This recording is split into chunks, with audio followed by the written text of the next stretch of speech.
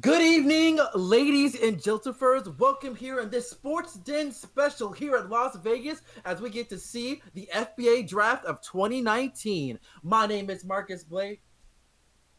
My name is Marcus. Marcus. Oh my God, it has been a long time. You have forgotten how to speak here tonight. No, it's okay. It's just there's a feedback going back on my end, and for some reason that just happened. I don't know what kind of technical difficulty that was, but we are here live here in Las Vegas. Here, my name is Marcus Bayless. To my right is Ryan Eastman. How are you doing, my dude? Outside of that very weird feedback that came into my ear just now. I did not hear a thing. I think you just had a small stroke there and you forgot your own name. I did not have a small stroke, okay? I think someone's just trying to make me look crazy, and I think it probably worked. But at the same time, we're here. We're here. We're going to be doing this. That we are. This is our fifth year, I believe, doing the FBA draft together. All the way back from Right. 2015 was our first time together. Yeah, man, this has been a crazy ride these past 5 years. Being able to work with you and seeing each generation of these future stars or possible role players here in these drafts, and I can't have it any other way. And I mean, honestly, it's you've almost at this point been a broadcaster longer than you've been a player. But Wow, the shots. I have 3 hours to fire all the shots I want. What uh, what do you have to say to the players? Obviously, you went through this experience once a while ago. What do you have to say to the players tonight before they find out where they might be going in their FBA career? well, obviously, I think the first thing that can really be said is just um, this is a time to be excited. This is a time for everyone to really have a chance to truly enjoy themselves here in this. We're going to be seeing a lot of big things, and as tense as it is to see what team you're going to be going to, just know at the end of the day, you've worked your hardest here. I mean, you've spent an entire year, maybe even more, in college just trying to tone your skills, or you haven't decided to go to the D League and actually play a little bit professional, maybe get a little extra money on the side as you continue to find your skills. Now is the time for you to finally find a home here in the FBA for your first couple of years, and it's an exciting time. But remember, no matter what happens, whether you get drafted or not, you still have a shot of being on a team, and you have a great chance of being what player you want to be. Yeah, I think very well said. I think I see Hugo Livingston, our commissioner of the FBA, heading to the podium now to give his welcoming address.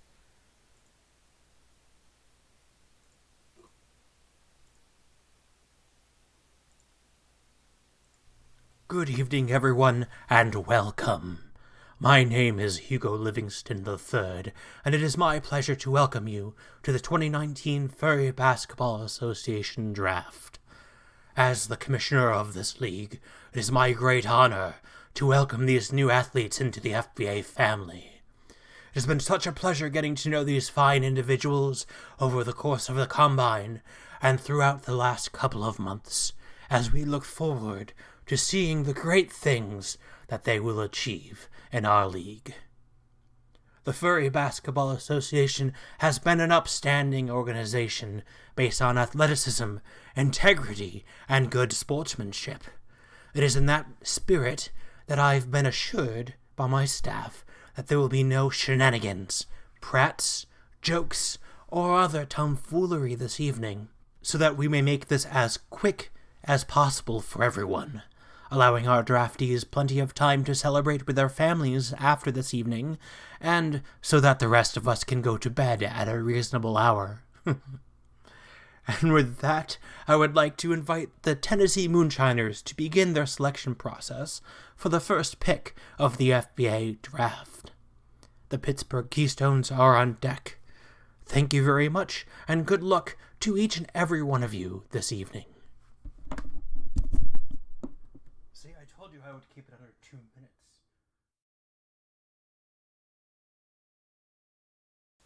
On the clock now, Tennessee Moonshiners find themselves first to go. 5 minutes before we hear the first pick. What are your thoughts on the Tennessee Moonshiners and where they might go here? Um, in all honesty, if they don't have any plans of trading back, I really don't know what else to say. Just go for the best available. And obviously, with that number one pick, the best available will obviously be bleh, I, Arthur Selby. I I knew it was can't gonna talk, happen. obviously. Hey man, it's been a long day. It's been a long day for me. But yeah, I think that obviously just going for Arthur Selby will have to be the obvious choice.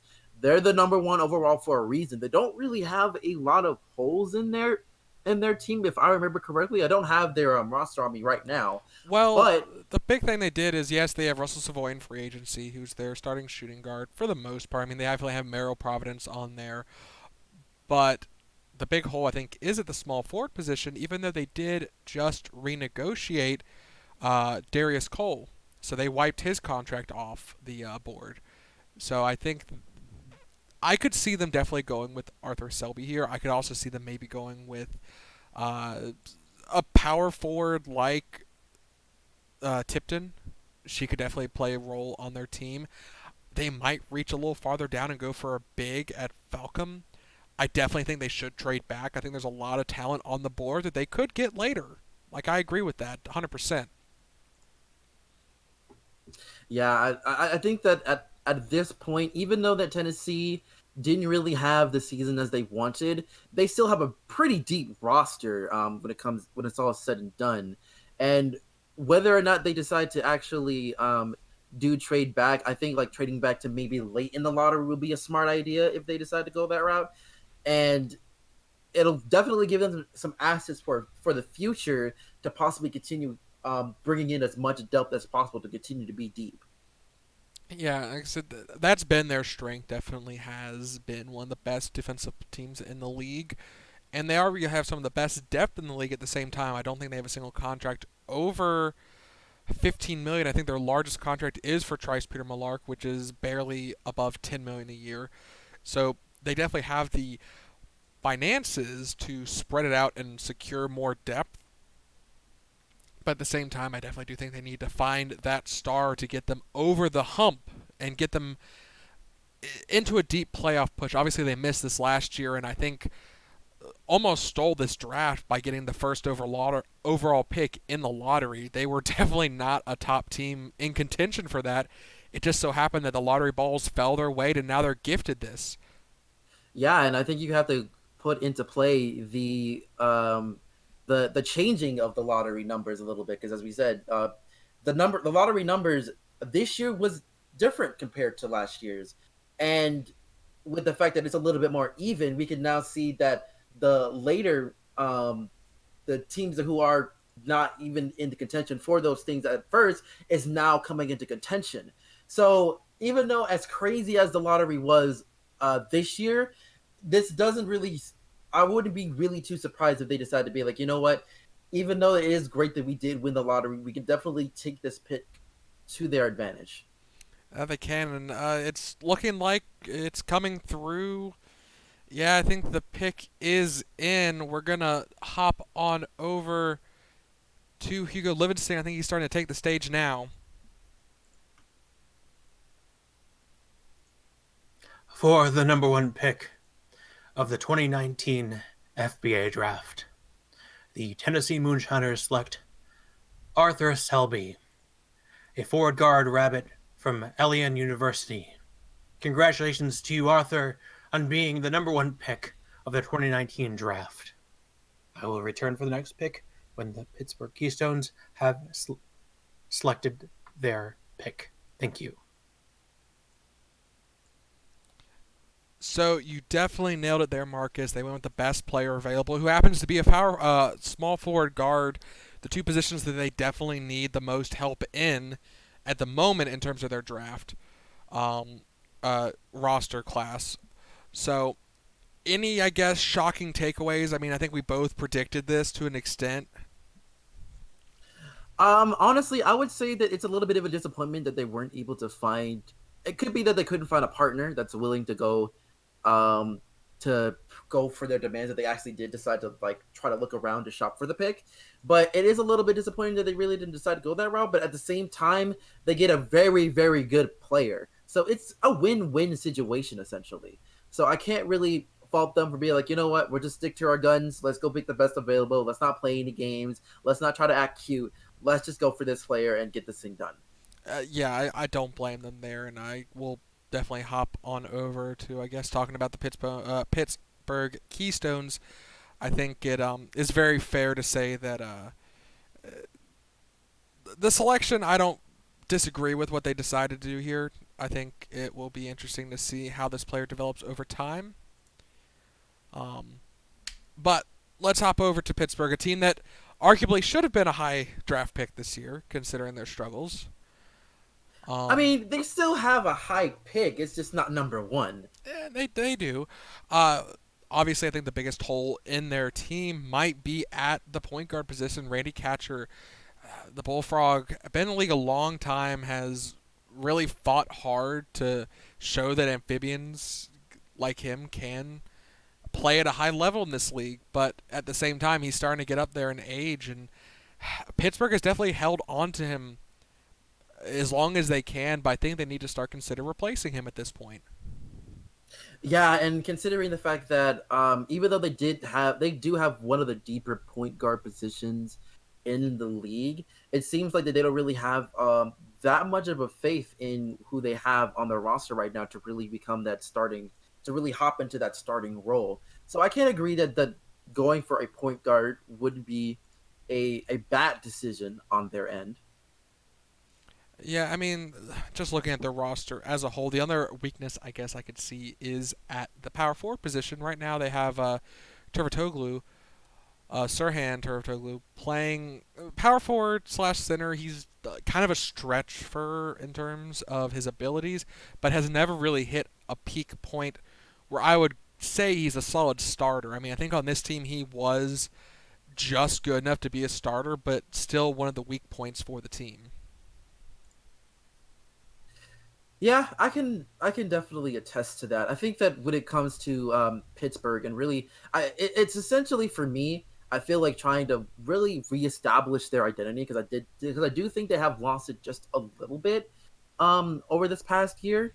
So if they do, but even considering where they are right now, going for somewhat of a big for could be a little bit of a reach, considering that the top big for I believe that we have right now is uh Runica Tipton. Falcon. Well, no. Well, I mean, if you're talking about big for pure like power forward center, yeah, Tipton or not Tipton. Yeah. Falcon, and then Tipton is the highest ranked power forward forward. Okay. Yeah. So if they do decide to go like an overall forward, then Tipton could definitely be a place to go. Um, I think they probably would go for Tipton. Yeah, that would be who at least I would imagine. I could definitely see other than a guard, and that's when you kind of have to start going down a little bit. I mean, you have Garland, Ulysses, and Tino Hazari, as well as Tori Moran, 5, 6, and 7. Do you maybe trade back a little bit and try and get at like the fourth or fifth pick when you get your pick of the guards if you are going to go that route of point guard? Yeah, like I said, they have a lot of options here. If they do decide to go for Ulysses, hopefully I'm saying this right this time. I know I stumbled it a little bit during Ulysses, our Ulysses, Ulysses, like you something. the revolution, the Confederate general. Yeah, if they do decide to go for like like the best overall forward, I would definitely say Tipton. But if they really want to see if they can try and find someone to really solidify that point guard position, Garland can definitely take the cake. I definitely think. I mean, my money's gonna go. Garland definitely has the stretch ability to be a point scorer as well. I'm gonna put my money on Tory. I think that's who I would go with if I was in their situation right now. That's just me personally. I can definitely appreciate trying to bring in a point scoring point guard, especially to replace a Randy Catcher, kind of a big face, a big talent. That's something that's not common. And yeah, I think actually we're getting word now that the pick is in. I think I see Hugo Livingston heading up to the stage. For the number 2 pick of the 2019 FBA Draft, the Pittsburgh Keystones choose Garland K. Ulysses, a point guard, White Lion, from Pensacola Predatorial and Mechanical. Congratulations to you, Garland, on being the number 2 pick for the 2019 FBA Draft. I'll return for the next pick when the Huntsville Mayors have confirmed their selection. Thank you. Wow, 2 for 2. Look at me. I mean, good job, good job. Pat on the back. I definitely think the first two teams, the holes, were very obvious. Just the question of, I think both of us agree they could have traded back for these players, except for Selby. I think Selby definitely they had to take number one. But I think there's talent on the board for Tennessee that they could have traded back in the end.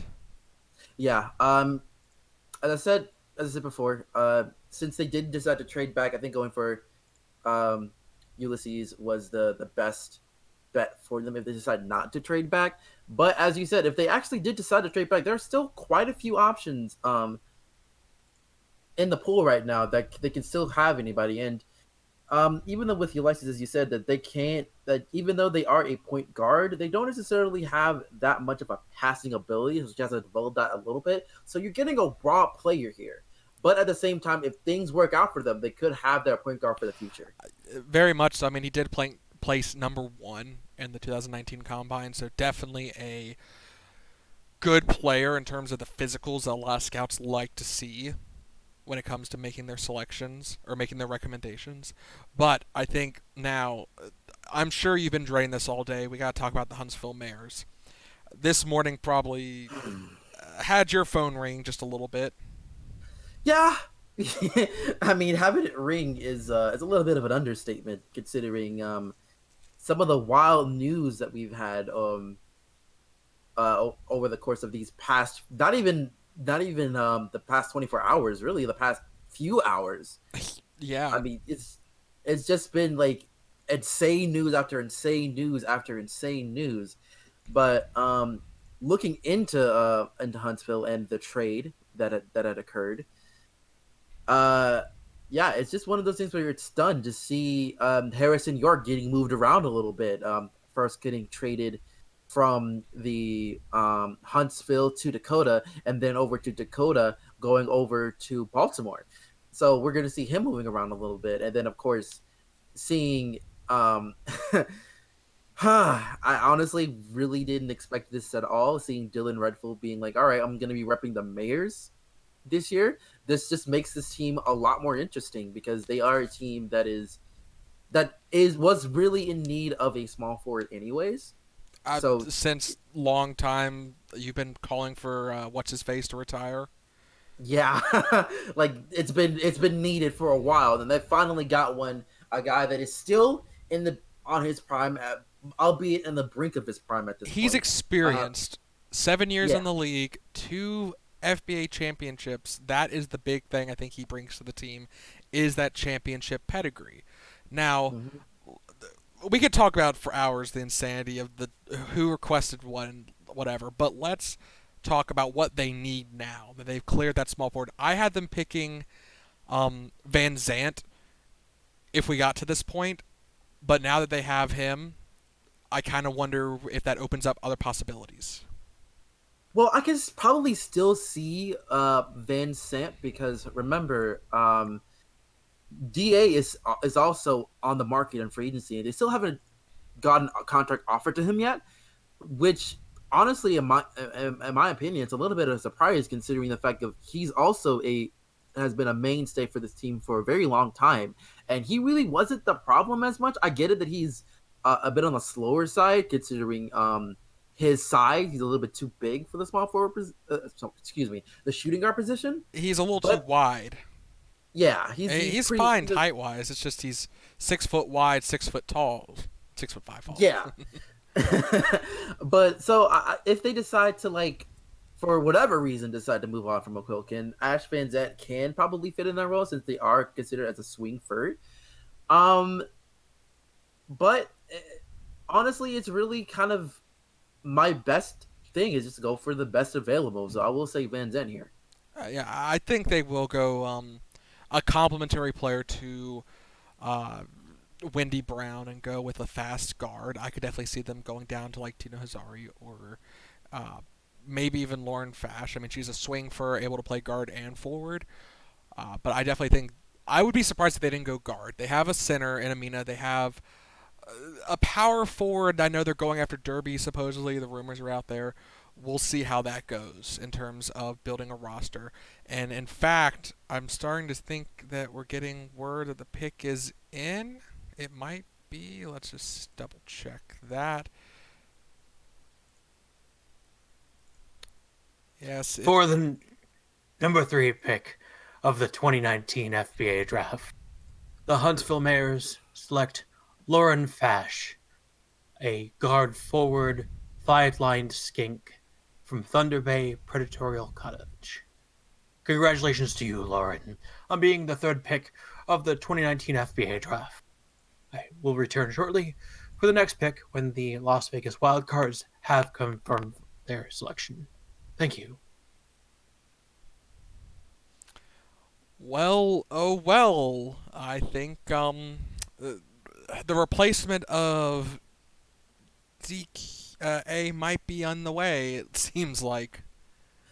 Whew, yeah, it seems to be the case, which honestly, I think as a Huntsville fan, you might feel a little bit mixed on this because I, I would say for the Mayors, they did need to get pretty younger. And even though they did get Redfield, which is definitely an upgrade to what they had last year, he still doesn't really he's still a little bit on the wrong side when it comes to the young department. I'm not saying that he's old. I'm going to say that he is definitely a seasoned player, and they really do need that on this team. But I will say that when it comes to Fash, they are young. They're a lot quicker, and it's something that they really needed to bring in because they did need more speed on this team. I, I, I mean, she's 100 pounds lighter than DA. I think she's going to be faster than DA in any regard. Um, and like I said, ranked third in terms of guards in the combine, ranked third overall in our draft. Very highly touted player. I think we're going to see some good things from her, and maybe I don't know personality wise how she'll do with Wendy. Wendy's a strong personality, and even Dylan's a strong personality. Mayors might be a bit of an attitude team this season, depending on how this goes. Yeah, I think that Huntsville's is has gotten a little bit more interesting now. I think that Huntsville is, I think, with this pick, kind of may have elevated themselves a little bit, but it really depends on whether or not they're going to bring back Da at least for maybe a year or two, and make a really kind of make a statement when it comes to this team. Yeah, I mean, I think they need to bring Da back at least for a season or two, kind of have that option there to transition. And uh, the switch from college to FBA is very rarely made without bumps in the road. And I don't know if Huntsville can afford to have those bumps in the road given the age of their stars. I mean, you said definitely Dylan being in the prime of his career, he is still arguably within a 5 year time clock, and they can't afford to waste 2 or 3 seasons adjusting. So, Yeah, yeah, and considering the fact that how the FBA is now with everybody just like, all right, we gotta be able to flip the script like in one season. We've seen it happen twice now. maybe Oh, 3 with Seattle. It's possible. yeah, maybe three because considering the fact that they pretty much have an entirely clean slate of everything, new management, new uh uh no players available right now. I believe a new coaching staff as well. It's a Um, huge reset, but I was to say, as the clock winding down, let's switch over to LVG real quick and just talk about what they might be doing. um, well, honestly, I feel like one of the biggest things is, of course, they've got their point guard, they've got their shooting guard. They may need to see if they can probably look at. I think this may be where we actually see our first big fur off the board. So I am kind of looking at Renica Falcom kind of jumping up a little bit. Well, not yeah, Renica A Falcom bit jumping up a nine to little bit. five, 9 to 4. Yeah, so I think that it's either going to be Falcom or even Luther. I'm not even going to say the last name. Kierkegaard. Either, yeah, Kierkegaard. Kierkegaard and Falcom. I think are probably going to be the two players that we'll be looking at the most, considering the fact that Fenris Briley, I believe, Has retired.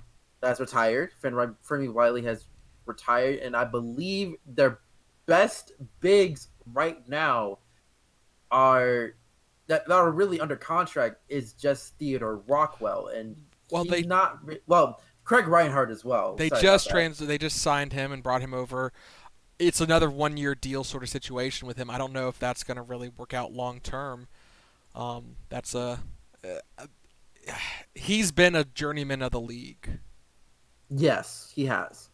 And so I feel like that considering they've already got a couple of pieces already set in stone, they could look at small forward as well with Wayne Kirkpatrick only having 1 year left on his deal. Who knows if they decide to bring him back for a little bit more. But at this point, I think that they will have to go big here since I think that they still want to try and get back into the playoffs because I know that the Cards are known for being go big or go home. And I think I see Hugo heading to the stage now for the fourth selection.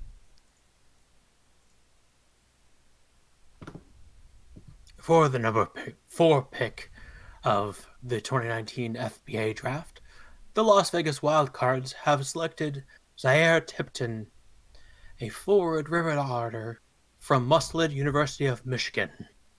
Congratulations to you, Zaire, on being the number 4 pick of the 2019 FBA Draft. I shall return shortly for the next pick when the Queen's Pride have confirmed their selection. Thank you. Well, not really of a reach. It was number she was number 4. Yeah. Not what you were thinking. Well, Definitely not going for a center, but going for a forward, possibly to contest. You said Wayne, maybe not being brought back next season. maybe so. And even though, honestly, it really wasn't a jump at all since Zaire was the fourth overall player in the rankings of the top 24. Um, honestly, I can't say that I hate it because it is one of the better players in the draft. And They didn't reach. That's the they didn't. thing. That's the big thing. I think it's the first time we actually see the Cards not reaching, which is a little or well, trading. yeah, as I say, well, we haven't made it far yet. They might still have a trade. Remember, last Yeah, year they they traded their ninth overall pick, Volkov. They've traded Misha Maxwell and for Misha Maxwell in the past. So, I, yes. when we make it past the second round without trade, then I will believe it. Which Okay, I can't blame you for that one. I think that with Zaire, it's I think it'll be interesting to see because I know that with the Cards, they're literally 50-50 when it comes to what team they're going to be in the upcoming season because I mean with everybody kind of like throw them out to the side, they end up becoming like a playoff team and everybody's expecting big things from them. They end up back here in the lottery. So it's kind of been like up and down for this team and trying to find a way to solidify themselves is really important. And whether or not Zaire Tipton is going to be that, we're going to be seeing. We'll have to wait and see. that we, Obviously, oh I was gonna say that we will have to really see. I think though, we should jump on over to the Queens, who are now on the clock with the fifth overall pick. Thoughts on the Queens and where they might be going here tonight? honestly, I think it's going to be a little bit interesting. Um, I think obviously, I really do think that possibly going for a guard would be their best bet because I believe that their best um guard overall that is still under contract for them is Aurora Goldshine, which obviously she's able to get the job done at any point in her career because she has been here for quite a for quite a little bit, and she's made her a name for herself a little bit. And of course Michael Davenport as well, if since he is also a swing for. But I think right now, possibly looking for a point guard would be their best bet. And I believe the best point guard that is available at this current moment is it Tino? I'm not entirely sure. I'm trying to make sure to get everything right. Tino, I think he's more of a shooting guard. I think Tori is going to where they're going to end up going. I know very Yeah, similar in yeah, terms of naming until you look at their last names, but but yeah. You're right. It's gonna be Tori, and he is very well known for passing. So if this will be another jump here, but I think that trying to find a way to get their point guard for the future should be really needed. And what other player to really well, never mind about that. I was going to say what other player to learn under than Zoe Wiles, but she's in free agency right now, so yeah, they may put not that want on to the bring her side. back considering how expensive she's been, and they are kind of on a cap crunch. They are.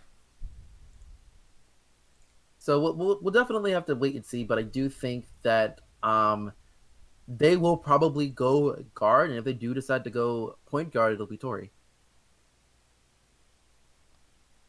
Yeah, I would definitely agree that number two, getting a number one in Tori might be the way to go. Again, they kind of have a situation where they're in such a position financially that they can't afford to go out and get a big point guard free agent, at least not till next year, which might be their plan actually, is kind of just to fill in spots. Goldstein, I don't know if they plan to bring back. If they decide not to continue with Goldstein, I definitely could see them going in Ash Van Zant, who is still on the board, number two ranked player. Maybe bring Ash in to play shooting guard, develop behind Goldstein for 1 year, kind of help develop his shooting stroke from beyond the arc. Or Tino as well. Tino would be a good player to bring in as well. Yeah, but I think the biggest thing about that is really kind of the fit more so because for the Queens, they already have Lee Berrickman, they already have Darian Baptiste. Their front court is pretty much Well, they're set. negotiating for Darian Baptiste. He is Oh in yeah, free yeah, agency. I would say that they're going to do their best to bring him back, though. yeah. So um I feel like that one of the big things that could probably help them out if they decide to go crazy, because I'm expecting some craziness tonight. I really hope there's craziness, but maybe we could see Micah Davenport on the block because he does have quite a lot of money attached to him, and see if they can find someone to trade around would probably be a big thing for them as well. Yeah, I mean, clearing cap space is their mission, I think, right now. That's the thing to be focusing on. Yes, that definitely is the big thing. And I think the pick is in. We're going to shoot over to Hugo live on stage. For the number 5 pick of the 2019 FBA Draft, the Queen's Pride have selected Luther Kierkegaard, a center jackalope from the UFBL. Congratulations to you, Luther, on joining the FBA and becoming the number 5 pick of the 2019 FBA Draft.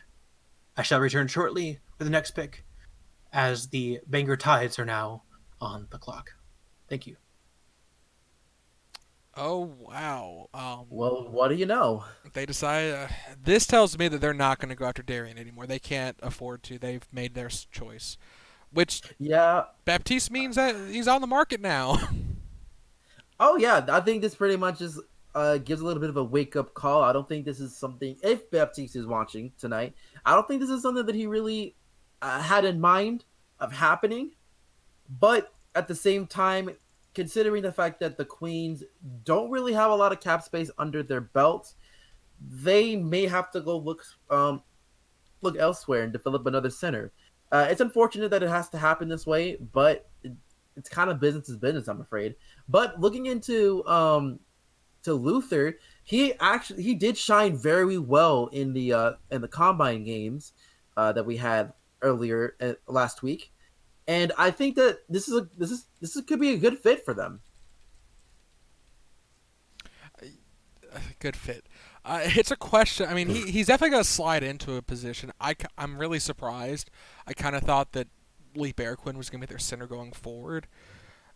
But now it looks like they're going to keep him at power forward, I would imagine. So, what do you do going forward with Darian? Trade him, I guess, maybe? Like I said, that's all I can I think mean, of. if they are able to find, if Darian is actually willing to go for a sign and trade, which I think at this point might be a little bit iffy because he hasn't been on the team that long. Like these rookie contracts are only for 2 years. We got to remember that. And as much as, even though it is reasonable of their reasoning for going for Luther, I don't think it's. I still feel like that there could be a little bit of slight against that. But even then, I still feel like that they still have a lot of job to do when it comes to clearing cap space because they still have a lot of slots to fill for the FBA as a whole. So trying to see if they can find a way to clear off cap and try and be able to have more stability when it comes to their financial issues. I would agree. And we are going to switch over to Bangor, and I think we're going to have a special guest join us here, Marvin Grand from Furballer Magazine and host of Furballer Live. Are you with us, Marvin? Yes, I am. Thank you for having me, Ryan. How you doing? Doing excellent. What any special thoughts on the first couple picks so far? Luther Kierkegaard, great player. I think he's going to do well in Queens. They typically, you've got his on-court performance, but also they're also kind of looking at how he's going to function off the court.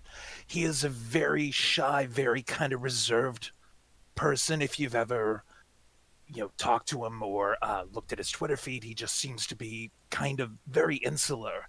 And I think that that's going to do well in a New York environment. Your thoughts, Marcus, on the selection? I mean, I know you kind of already went over at Luther a little bit more, but anything to add before we switch on over to Bangor? Well, I think that when it comes to Luther, I think really it's really kind of a little thing where you have to just plug him in and hope that he develops pretty well. I know that he's an excellent rebounder and he's really good at in the paint as well. So just being able to see if they can fit in that system very well next to Barraquin will be very interesting. I'm very intrigued to see how that front court's going to be going forward. But my big thing is really still the huge question mark when it comes to the point guard position. Yeah, I would agree that I don't know what they're going to do at the point guard because they don't have the cap space to bring in a star. Maybe kind of get a still developing player. But let's jump over to Bangor, our defending FBA champions. Noticeably, we have a couple point guards that have slid right into their paws. Do you think they maybe go for a second go around with a double point guard setup? Well, considering the fact that a player that, well, both of them are in free agency, but one in particular has gotten quite a bit of interest around the league free agency wise, considering all the rumors that have been booming and all of the offers that have been shown so far that have been leaked a little bit. A lot of people are looking at Leon Delmont. So now we're at a point where I don't think Bangor is willing to try and jump for that, because even though they have the cap space to try and match that, then they're probably going to say goodbye to Lance at that point if they even try to. So for me, oh yeah, go ahead. The other thing that you have to really look at with Delmont is that, he won a ring, but he really didn't participate for it. I honestly think he's gone at this point from Bangor. If he's going to do anything, he's going to go find a team where he can build it in his own image and win a ring on his own. Yeah, I feel like that pretty much what's looking like for him, that Seattle might be like the target for him, because they pretty much essentially gave him the money that he wants, and they're pretty much on like a full reset anyway. So like nobody's on that team right now. So I wouldn't be surprised if he's like, you know what, this is a chance for me to be a leader of a team. So I'm just gonna go ahead and go to Seattle. But when it comes to that, I do. So you got 20 seconds. You got to tell me who they picking. Who they picking? I'm pretty sure. Honestly, I think I'm gonna go for Van Zandt. Like you know, they lowered a little bit here. Six overall, that's not something ideal you want to see, but it happens sometimes, especially with guards. So I think Ash. This is where we're going to see Ash Oh, here. Mark. I'm actually going to agree with the bear here. I mean, number 2 overall ranked player has slipped a little bit. I do believe this pick is in, as we're going to go over to Hugo.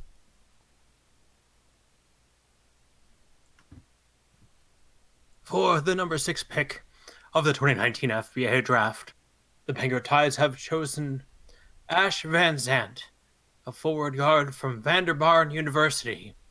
Congratulations to you, Ash, on being the number 6 pick of the 2019 draft. I shall return shortly when the Arizona Whips have confirmed their selection. Thank you. And there you have it. I'm honestly not surprised by this whatsoever. As we said, Ash Van Zant had dipped a little bit, was but still a second best overall here for the sixth pick. That could be considered a steal here. And honestly, I think this would be a good fit. I think that this is a call in saying that, yep, we're probably going to be done with either Leon or Lance. It's looking more so like Leon because he's getting so much attention right now. But yeah, I think this is pretty much a call in saying that, hey, we've done so. This is a call in saying that, hey, we have trust in our coaching staff to be able to plug in another fur and continue on trying to go on as being one of the top teams in the league. Yeah, I agree. If they're going to lock down anybody, it's going to be the bunny. Um, you know, I think he pretty much was the if I think he was the majority of the driving force behind them getting a ring this year. I mean, going for a back-to-back ring, that would be the first time in a long time, I think, since the Huntsville Mares did it forever ago. But now we move on to the team that I don't want to say has been in a perpetual rebuild, but definitely has been trying to find something and just has not been able to get it to click. The Arizona Whips.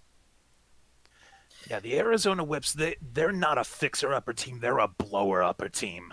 And they blow up every year and keep trying to do it over and over. I mean, there's a limit to there's a definition of insanity, and I think you would find the Whips logo next to it in the dictionary.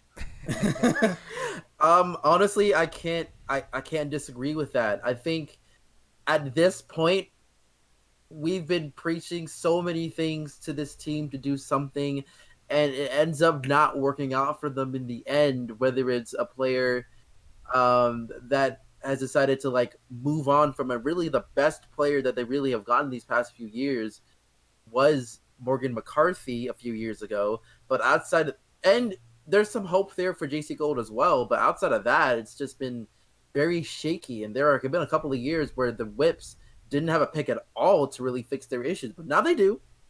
And all I can say is just get the best available and get on with your day. I mean, they need Yeah, they I mean, need pretty much everything but a center here.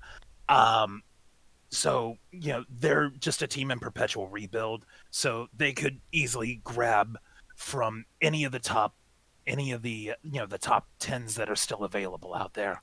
I mean, you still got Tino Hazara, you got Tony Marone, um, any of them really. yeah, I mean, and part of it is definitely when you miss free agents and you don't get draft picks that stay around. Building a team is very difficult, um, and it can take time to really rebuild, especially if every time you grab a piece it falls apart. It happens, unfortunately, but what they need to do is they need to get the right mindset. It doesn't even need to be the best player, but the right mindset. And I'd honestly be starting to look at the foundations. I'd be looking at the leadership. I'd be looking at the management of that team. What is going on there that they just cannot keep hold of everything aside from it being in Arizona where it's a buck a buck 20 on a good day outside. Yeah, I mean, if I were to say a player that if they really have to go by what decision they can actually go for, they do have um I can't really say that their best point guard really. I guess you can probably say Alicia Silverman, but she hasn't really been that much of a relevant player as of now. So I think going for a guard would be the best bet. And I think the best thing they can go is for Tina Hazari, considering that they have that offensive powers, or they want to go ahead and get that point guard to really solidify. Hey, we need that. We need some kind of leadership, and a point guard is the natural leader. Tori will have to be it. So either Tina or Tori. Yeah, and I think actually the pick is in. We're gonna go live to the stage now.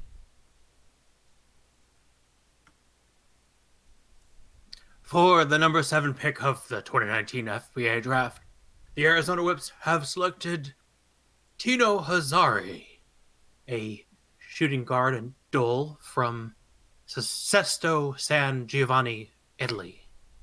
Congratulations to you, Tino, on being the number 7 pick of the 2019 FBA Draft. I shall return shortly after the Seattle Summit have confirmed their selection. Thank you. Well. I'm right again, Marcus, with a guard, and it makes sense. They definitely have the center position locked up, so maybe adding a little bit more explosiveness down uh, on the perimeter might help start turning the ship around. Yeah, honestly, it's not too much of a surprise here. Um, as I said, they kind of really need a little bit of everything as we all like preach to the choir, and they finally actually kind of listen to us at this point. Like I said, it's a wait and see if they're gonna bring back gold because they need a little bit of everything, but really they do need that offensive prowess because they really haven't been a lot of shooting on this team, and that's been one of the biggest issues considering that the FBA has gotten so much offensive heavy, and heck, even our champions last year, the Vanguard Hides, they were the number one offense in the entire league. So offense has really been the main answer when it comes to the FBA, and going for someone who is very well known in the shooting category is best. Yeah, I mean, all you have to do is really look at Hazari's performance during the combine. Nailing second place in both the stationary and the non-stationary of, just shows he's a really good offensive player. Will actually manage to. I don't know if it's going to really tip their fortunes much towards winning games, but it's at least going to make it less of a blowout than they typically are. And it could make him a little bit more entertaining as well because a lot of fans enjoy the offense.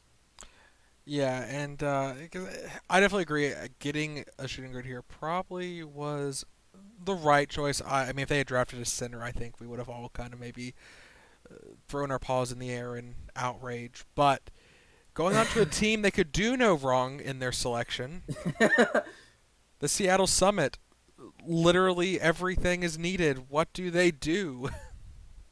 Well, considering they are one of the teams that are heavily looking at a player that we've all have mentioned a little bit in Leon Delmont, and knowing that Leon Delmont wants to be a starting point guard in the league, uh, I don't think going for Tori would be the wisest move here. So I think the best thing that they could go for is Harmony Akayu, because I know that even going for Runica Falcon, because they're also trying to get DQ to return as well. They don't want to try and ruffle his fur either. So I think the next best thing would have to be Harmony Akayu because she is also known to be a very good shooter, and I think that considering she did very well as well in the sorry, freaking brain fart. Since he also did very well the um in the Combine? combine games, yeah, in the combine games, in the combine overall, I think that it's kind of been one of those things where you might as well just try and sign her up right now. So I think that trying not to ruffle any feathers of who they want to bring in free agency wise is really a big thing here. And since they have nobody on their roster right now, they have the full 90, they have everything. I think the best thing they can go do is go for the Akayu. I'm actually going to agree on that. And, uh, you know, honestly, we have to think they're really pursuing DQ, and DQ is an amazing player. But how long does he have left? How much longer are those knees going to hold up? Because his rookie year he shattered his knees or his kneecaps, and he came back from that. And this league is full of great bounce back stories. But he's starting to he DQ has hit his summit, and it's just going to be downhill from here. We got to find a way to get him a protege, basically. I mean, that definitely is a route they could go. And I mean, looking at the board we have left, I mean, after Okayu and the remaining Tori Moran, uh, it's just a mountain of sinners and big furs. I mean, from number 11 to number 14, all big furs or a sinner. Uh, so I kind of wonder if we're going to start to see some teams reaching here. I think that getting Okayu, like I said, would be the safer bet of them all, just because, at least rumor wise, they have not made an offer to a small forward yet, and she is the last small forward in that group. And in fact, I Yeah. think Hugo is heading to the stage now.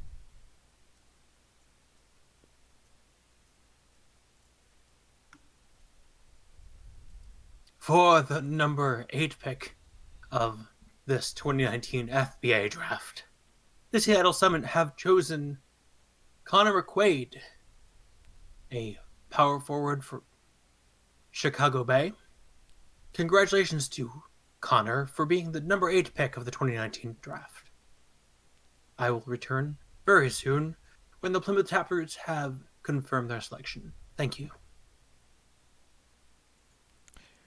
Well, Wow. they went forward. They did go forward, but this is the first reach we have seen in this draft. Congratulations, we made it to the 8th pick before we saw the first kind of reach, and even then, still a top 20 player. I believe Connor ranked 15th overall. Yeah, he did.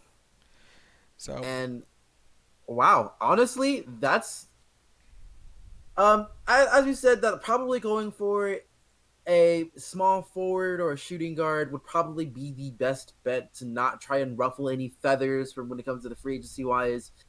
But as we said, they could really do no wrong. But I do kind of question on their decision of going for this kind of reach, because as we said, they have all the money in the world to really get a forward pretty easily.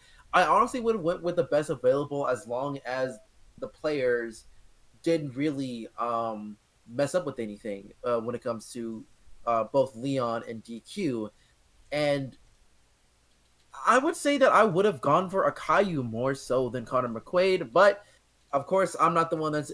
They might see something special in this character. Well, this player, and I mean I can't really say much of outside of that.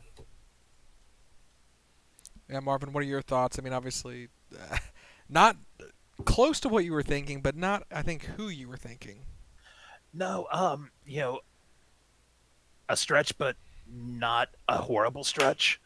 Um, honestly, let's. It's a bold strategy. Let's see if it works out for him. Like I said, very interesting. And we are going to move over to another team. You kind of mentioned earlier the fact of blowing up and rebuilding and how we've seen it before. The Plymouth Taproots. Amazing season after a real stinker in 2017 2018. Turned it around, made it to the semifinals this year. Yeah, completely on the back of Seattle because they stole their two best players. Yeah, I mean, honestly, you can probably call the Plymouth Summit at this point. And speaking of, considering that both of these teams have been intertwined a little bit, and it's really interesting that they're that one is picking before the other, considering how their recent history. Um, I will say though, when it comes to the Taproots, again, this may be one of those situations where we could see them trading back because their front five are pretty much set unless they are going to say, you know what, we're going to move on from Odessa Springer or Tahiri, like either or. If they decide to say, you know what, after this year we're gonna try and rebuild our small forward position, but I will say that if they do, I would say that if they are deciding to do that and want to keep them around, I don't think that there really is much need to be in the to keep the ninth overall. I mean, unless they're looking for depth, I do have a theory that maybe what they'll do is um, possibly prepare for the loss of either their power forward or their shooting guard, because it may be that they can't bring both of them back. So I wouldn't be surprised if they use this pick here to grab a really good, talented player. Um, Yeah, I can definitely understand that. well, I mean, considering Torrey's still on the board and we have this vast swath of center forwards that they could select from that could learn behind Jake and be prepared to take over for River should he leave in free agency. I mean, it's 4D chess. You gotta start thinking, a year, 2 years, 3 years ahead. So, you know, gauge the temperature of your team. Who's likely to go ahead and say sayonara at the end of their contracts? Yes, and I think the Plymouth Taproots have made their minds up. I see Hugo heading to the stage.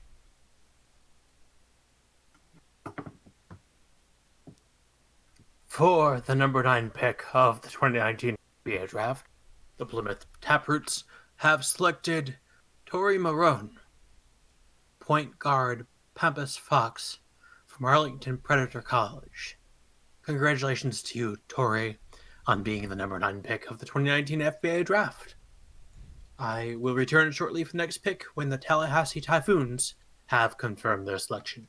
Thank you. I mean, honestly, not completely unexpected there. He was one of the better ranked guards. You know, look at this kid's story. He's leaving college after the first year to go pro. So, what do you know on that? Let's hope it works. Yeah, I honestly I can understand that like going for the best available. You can't hate it. Going for the best available was always a really good thing. Always trying to find a way to make sure that if there really isn't a lot of holes in your team, going for best available is obviously the one of the best options. Or trading back, it's a win-win situation. I will say though, with Tori Marone coming onto this team, the guard depth is really deep now for the Taproots. Being able to see the fact that there are quite a few big furs that are heading in free agency as well. Well, I would say more so the forward position is more so. I just say more so than the big furs in general. But I can't. Once again, I can't say that it's really a bad thing. Having any sort of depth is always good, but it will be interesting to see how they're going to spread these minutes around between all of them. Yeah, it's. I think this might actually be an indicator that maybe there are plans in the works that Kenny may be getting traded just to clear cap space in preparation for River and Cruz. It's possible. Yeah. Devious minds, but 4D chess, as you said.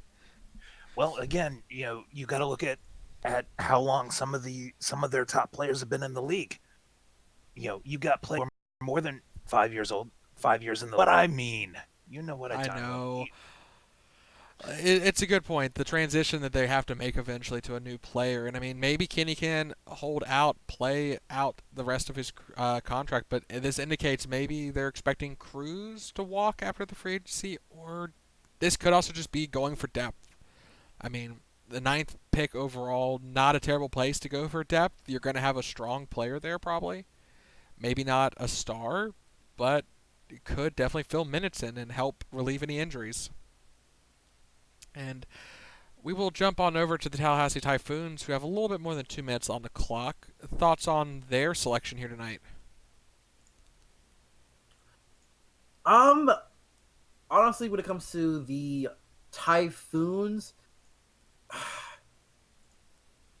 they're I think they're a little interesting, to be honest. Like they have a lot of. I think they have quite a few holes to fill in general. When it comes down to it. Especially the only thing that I can say that is really guaranteed is their point guard Redmayne being their main guy. Outside of that, I mean uh, Rosalie Smoot, very solid player. Neil LaRocca, he is serviceable in the center position, but not really someone you can say that, oh yeah, they're there. That's the future of the um, of your franchise, considering where he's at in his career. So I wouldn't be too surprised if they actually we get to see Rudica Falcom come in for and be our second center like player to come off the board. Yeah, I mean, you're saying that that the Typhoons have a bunch of holes, and most of them are holes in the walls of the locker room left by the coach. So you've really got to find you really got to find someone who honestly doesn't. You got to find someone who's kind of a little bit more malleable, I guess. Uh, Hopefully not physically malleable, but mentally, because you know Hildegard Tetrol, she runs a tight ship. You know, and you get any player that has a humongous ego, they're just gonna butt heads. It's gonna be an ugly situation. So if they want to play long term, they're gonna have to find someone that's gonna be able to get along with her. And I was going to say, actually, looking at the players left, I mean, again, we're about to hit a very big stretch of forwards and centers in terms of rankings. I think we're going to start seeing those teams that need guards. We're going to start seeing some 20s ranked players, even cuss players, go off the board. I think this is where Okayu goes. I think that she being able to play small forward and guard, shooting guard, will be important in terms of being able to fill those holes, especially giving the flexibility to uh, Sarah Lancaster, who's the GM, to pick players who they're going to go with, just to uh, plug the holes as best you can. I mean, at this point, I don't think there'd be a wrong pick here.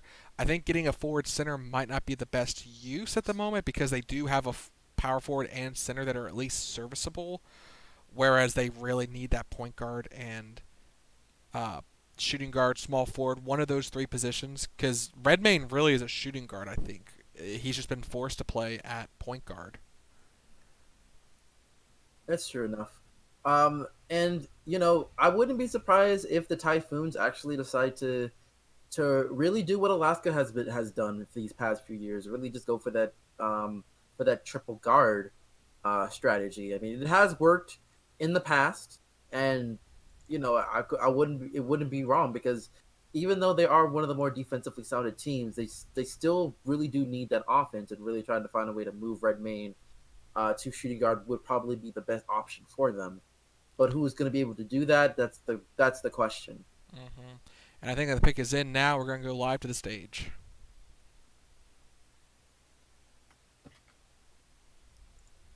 For the number 10 pick of the 2019 FBA Draft, the Tallahassee Typhoons have selected Kat Tolsino, a guard rabbit from Winchester University. Congratulations to you, Kat, for being the number 10 pick of the 2019 FBA Draft. I shall return shortly for the next pick when Lorraine and Firestorm have confirmed their selection. Thank you. Well, there we go. There's our big stretch. I mean, you've got a 21 ranked player being taken at number 10. I mean, at the end of the day, I shouldn't really be too surprised because Tallahassee has kind of been known for this these past couple of years.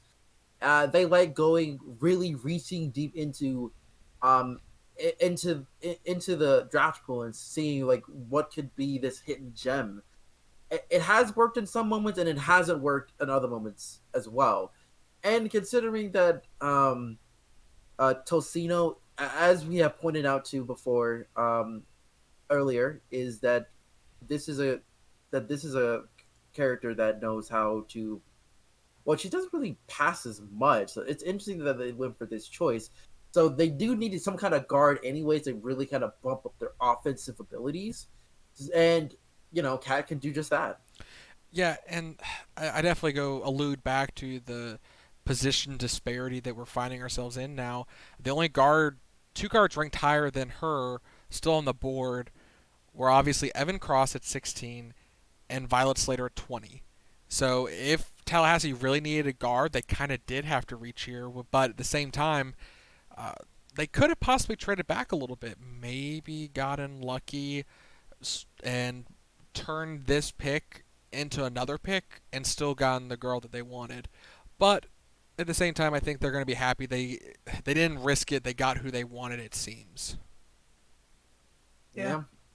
And getting what they want, let's talk about the Lorraine Firestorm.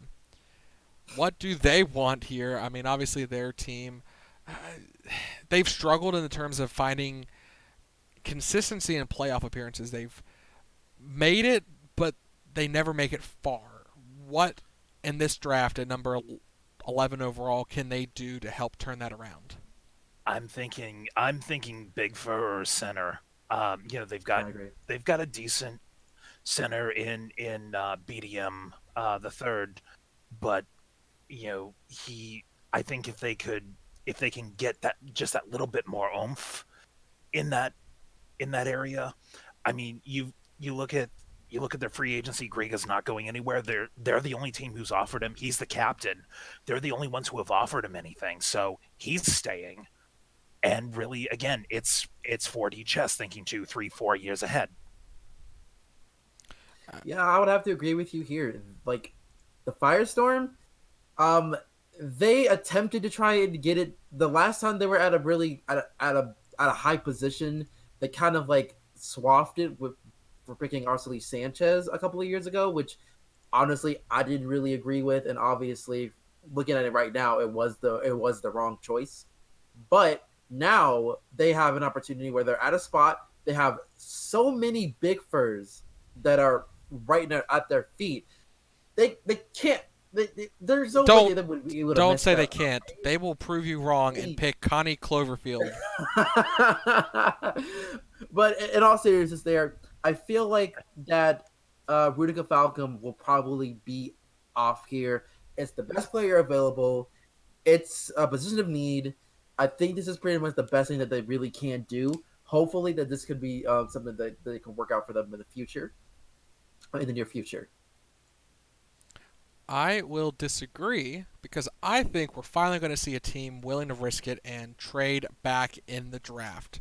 I think we're going to see a team that really does kind of need a point guard. They've flirted with Sundos. We've heard she's been on the trade block. Her contract is way too large to really entice anyone to take her. I think they're going to trade back to the 15th or 16th pick and get a guard that we see in the late 20s while turning a profit by getting another future pick. Because I don't see a reason to take a forward or center right now. As you said, Montgomery III is a good player. I 100% expect Edwin to come back unless we see a late last minute offer that blows him away and he can't deny. But I don't see that happening, honestly. Yeah, but I guess my question is like, who would you imagine them trading with? Uh, I could see. I don't think Seattle necessarily coming back on the board right now, but a team that has needed that pick. Maybe we see Tennessee trade their first overall pick, Selby. Maybe they just wanted to pick the best player and see what people would throw at them. That's happened before in the past where a team picks a player and then they get bombarded by offers saying, "Hey, this is the player I really wanted. What do you want? I'll give you whatever." And we have seen a couple of top. We have seen a number one player that got picked number one overall did get traded a little bit after the draft because of some things that have happened a little bit, very disgruntled. But as a but from in this case, what can Lorraine really off? Well, what are they going to be asking for that trade back is really the big question. Yeah, well, I think I see Hugo heading to the stage. We'll get to see if this is a trade announcement or maybe a pick selection.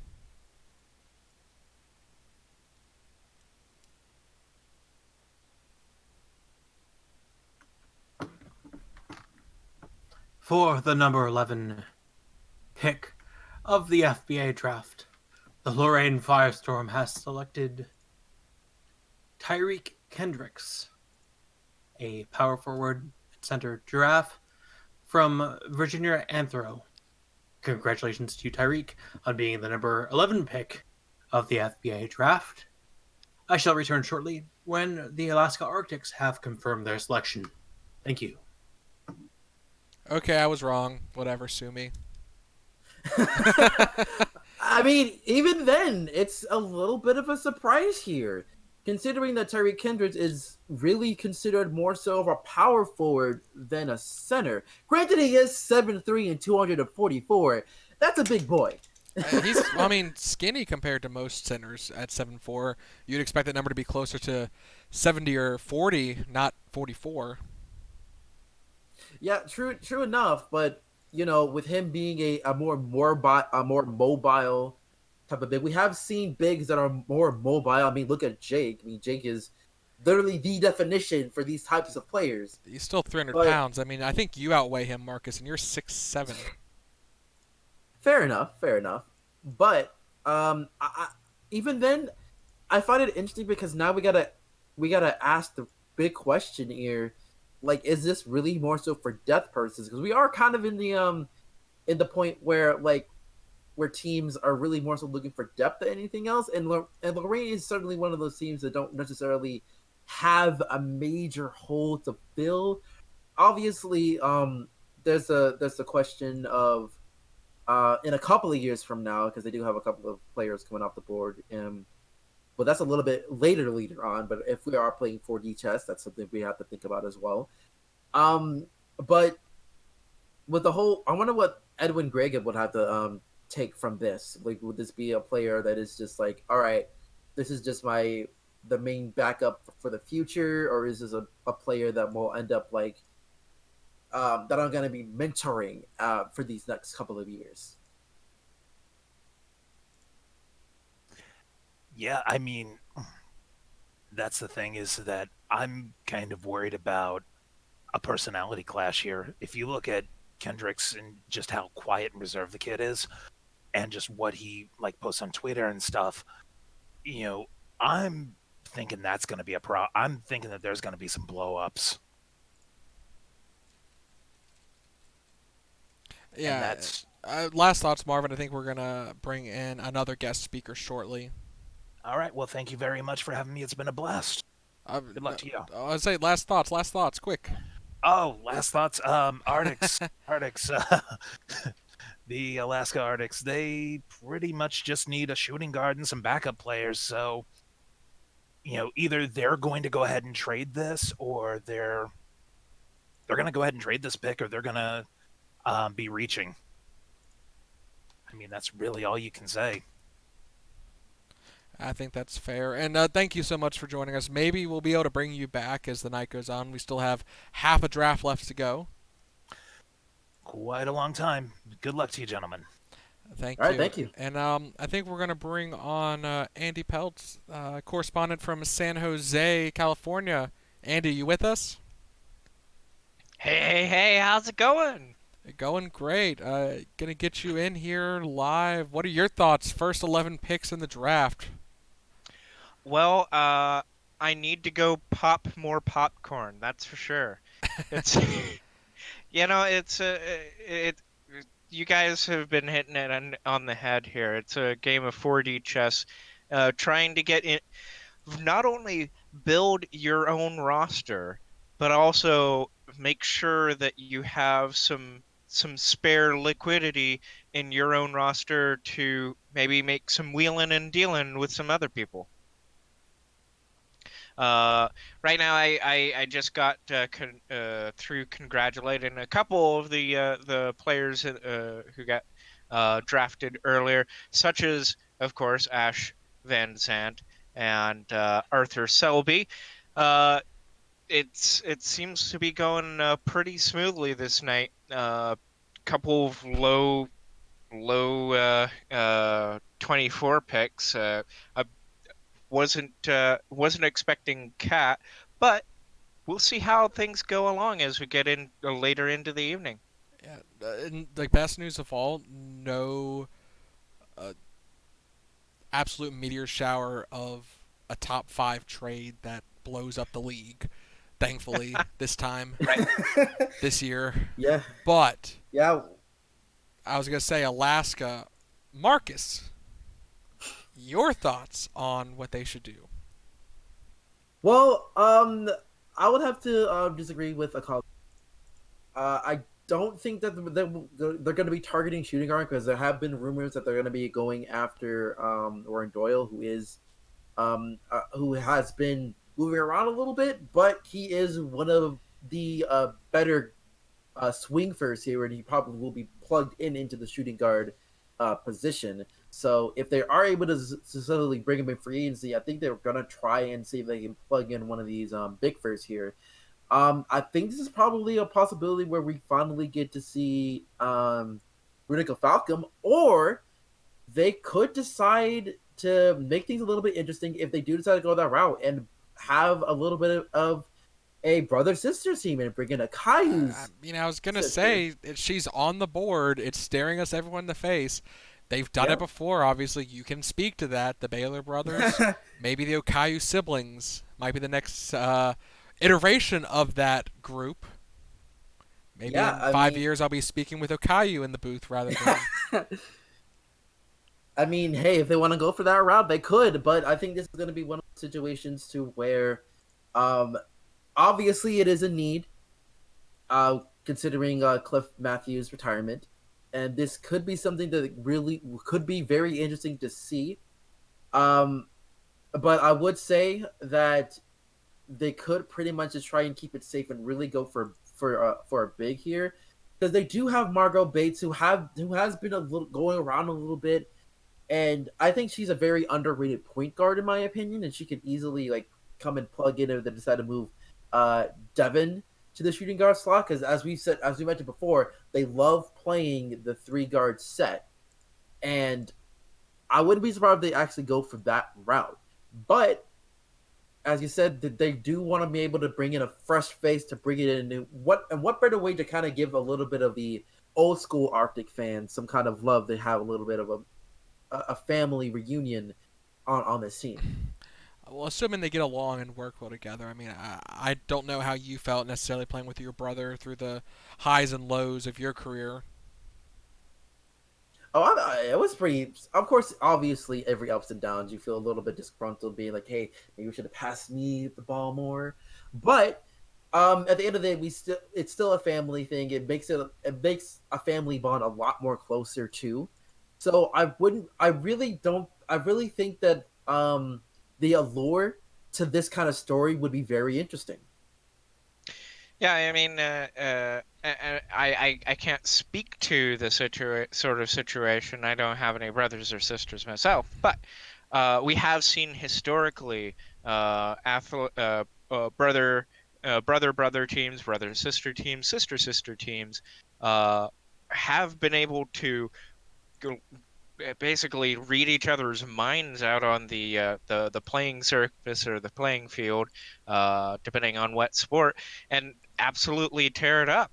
Uh, but then again, as you said, you have to be very careful about how you treat your siblings because you don't want to get a situation where you have one sibling who has to deal with the shadow of their other sibling. So, They know where you live and where you go for Christmas. And I mean, I can thankfully say my sibling is going to the UFFL and I am not going there, but I think I see a certain elephant heading to the stage to announce the pick. So for the number 12 pick of the 2019 FBA Draft, the Alaska Arctics have chosen Harmony Okayu, a forward guard rhinoceros from Acadiana University. Congratulations to you, Harmony, for being the number 12 pick of the 2019 FBA Draft. I shall return shortly when the Las Vegas Wildcards have confirmed their selection. Thank you. Well, I'm back, baby. I called it. All right, you did. I uh, think that this is. I can't say that being a part of this situation on the same team before, it's definitely a good mix of emotions because it's just like, man, I kind of want to beat my brother. I kind of want to beat my older brother at times because you want to be like, yeah, I'm better at this in this game than you. Eat that, and people really do love that kind of like sibling rivalry. But being able to work with a sibling and being able to really kind of capitalize on those things, and who knows, maybe this family combo could probably can finally lead the Arctics to the top because they have been knocking on the door a couple of times now these past few years. It's just that they haven't been able to find the tools to really get that final nail in the coffin to Well, get them to the finals. Division And of of course, Death. Division of Death. yes, that division. If they were in any other division, may have had a really good shot. But considering they are in one of the best divisions in the league, but I wouldn't say by far, but like it has been one of the best divisions in the league for a while in the Pacific Rim division. They need all the help they can get. So for them to go for this, and plus they have played before, obviously, it would be interesting to see how this goes in forward for the Arctics. Yeah, very well. And Angus Nelson and Hugo Furman have their paws full now. Yeah, they do. I mean, they're gonna hopefully it does not become an issue, but let's hop over to LVG. We're gonna see this name a lot here because we're gonna have another pick coming up from them. They have amassed 3 top 24 picks. Obviously, their first pick was Tipton, who was a forward. Where do they go from here? I mean, looking at the board, a lot of forward centers left on the board at this position. Do they maybe try and find a replacement for Fenris here? I think it's honestly, I feel like that it's either going to be a replacement for they will probably find their front court for the future in both the power forward and center positions within these uh, next couple of drafts because they do have the 13th pick and they also have the 15th pick. So after the Edmonton pick, we'll be talking about them again. But I will say that honestly, going for best available would have to be Runica Falcom. She has dipped quite a bit here. Here for being the ninth, The 4 picks a little down. bit. Yeah, There's only just been a two little bit. reaches It's not really. big.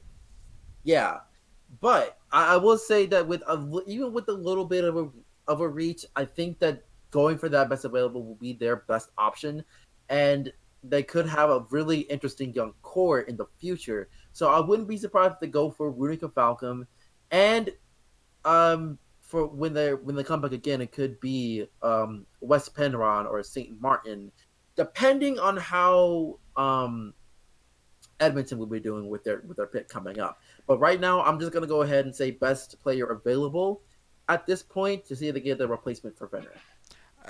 I would agree in the sense that, I mean, even though there are 3 or 4 centers that they could take their pick of, I don't see Edmonton really reaching that far down. I don't know of who's outside the group of centers and forwards that really Edmonton's going to look at and go, I have to have you now. Because, like I said, LVG is about to be back on the clock in just a second.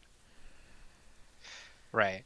I'm going to actually go out on a little bit of a limb here and say that I might not go with the best on the board at the moment, just because they might have to look for someone to pair up with their current guard, Misha Maxwell. They've got some guards on the team, but they might try and go for someone like Evan, Evan Cross. Are you discounting Lisa DuPont? Are you discounting Lisa DuPont? Do not discount Lisa DuPont. Okay. Hey, you got to have backups to your backups to your backups.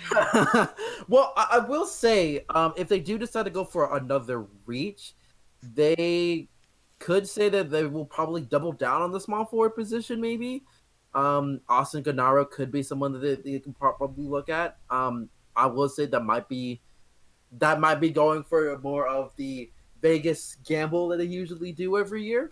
Maybe. But I will have to say that they may just be like, you know what? Maybe this year we're gonna take a step back and really just try and look at the best available.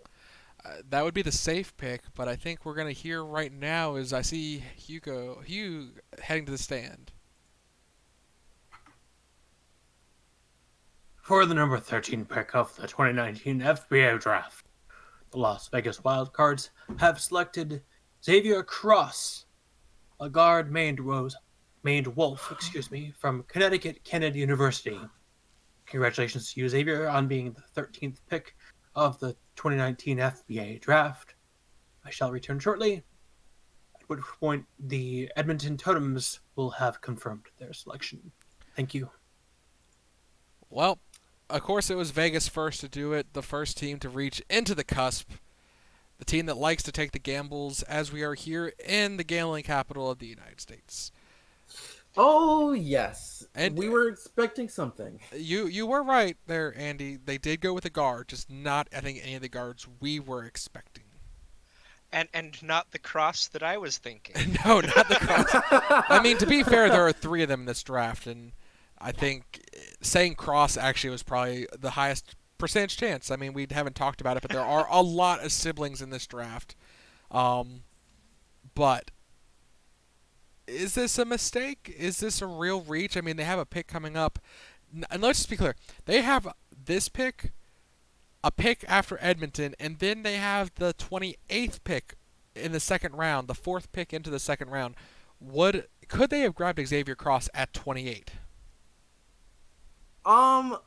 Honestly, considering the fact that during our years here, there's always been at least 1 or 2 on the cusp players that were going to be that have found their way into the first round. I wouldn't be surprised if he was going to get off the board by the end of the first round. I mean, considering the fact that him as a player, he has placed second. He has a really good vertical jump, as we saw in the 2019 combine, and he was a part of the. He was an MVP in the FBA D League as well. So for me, I would think that this is probably, if there's any player that you would want to actually see be in the first round that's on the cusp, Xavier Cross might be one of the first players you have in mind. I mean, I would have gone possibly London, but definitely 2 players from the FBA D League that I expect to definitely go in the top 20 here, top 24, but not at 13. That was not my expectation. I don't trust me. I didn't really believe it either. All I can say is that from down the hall, I could hear a collective groan from the gambling pools as everybody ripped their sheets in half. Well, as we move on to Edmonton, because we're about to be back to we'll have plenty of time to talk about LVG in a second. Edmonton, what do you do tonight? Well, really, at this point for Edmonton, it's looking for any kind of depth whatsoever, because they're, for at least for 1 year, their starting lineup is pretty much set. And even though I think, say, Figueroa Minoran has been an overrated player for quite a bit now, and his contract is just out of the blue. I think really, I'm gonna keep saying this, and eventually I'm going to be right. Stop cursing. But then. I do think, obviously, Rudiger Falcom, best available, really kind of the best thing that you can really go after at this point. They don't have a lot of depth much anywhere outside of, I guess you could probably say, Cassius Watterson. But yeah, I think really the biggest thing that they have to really handle is seeing if they can really stack up on getting some decent depth this year. Yeah, that's a pretty good analysis of the roster. I mean, you got a lot of money on the board already, as far as their contracts are concerned. They a got lot. Almost all of it's on the board at this point. Oh yeah, yeah. So they might have to do some shuffling around. They'll definitely want to pick up some better variety. But we'll see. Well, I don't have a prediction for this one. It's all up to them. And it looks like we're going to hear that decision very shortly, in fact, as I see him heading to the stage.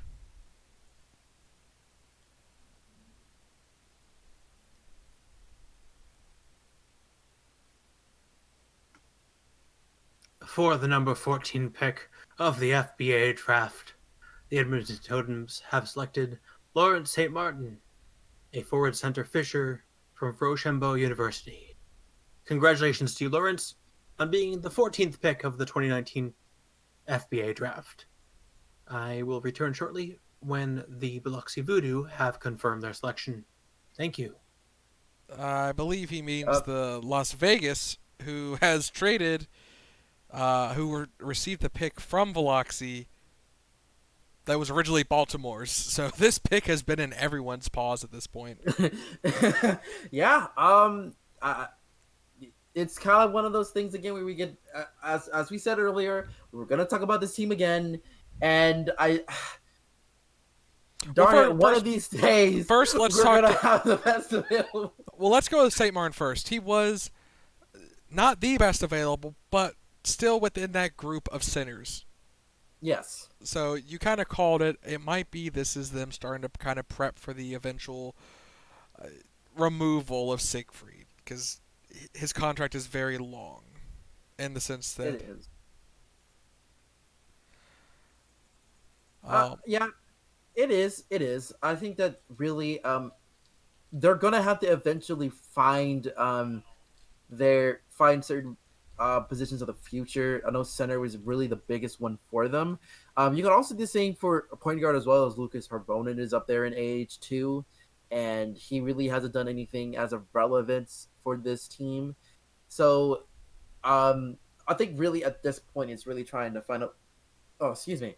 Trying to find a way to get their team back in order and really try to see if they can um try and also solidify their depth and also really think about their future as well with some of these picks. wrangle in your money. That's what Edmonton needs to do.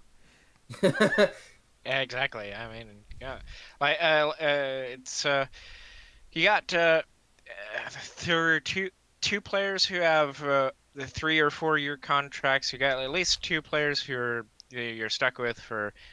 Sorry, you got three other players who you got stuck for 2 years, unless you give them to someone else, which isn't a bad thing necessarily, as long as you do it smartly.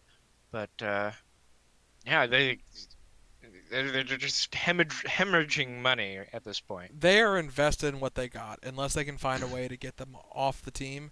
And it really is now the next couple of years. It's going to come down to drafts and finding those players that they can.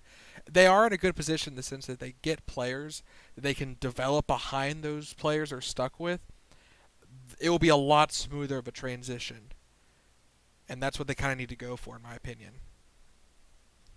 Mm-hmm. But back to the team we said we would be back to talk about, LVG. Hey, the home team here. Once again, the third pick.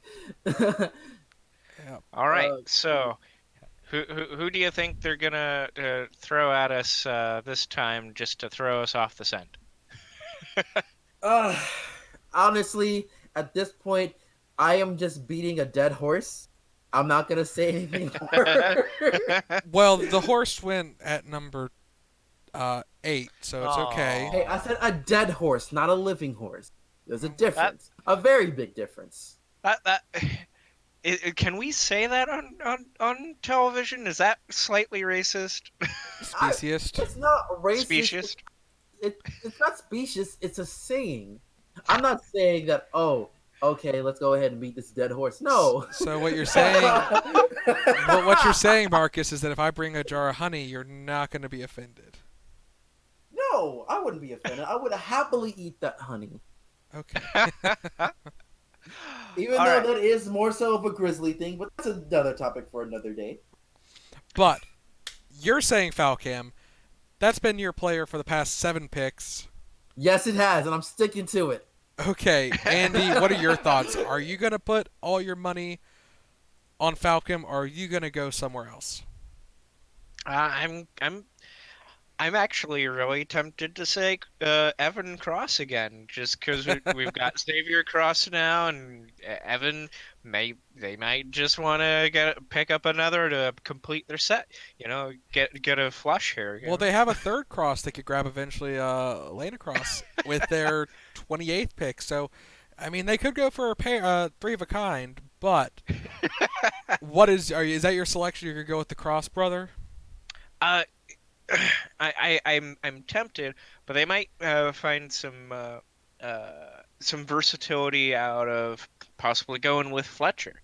Got Fletcher could go with either small forward or in the guard position. I'll gamble since we're in Las Vegas anyway. We're going with Fletcher. Okay, let's spin the wheel. I think I see him cutting to the stage now.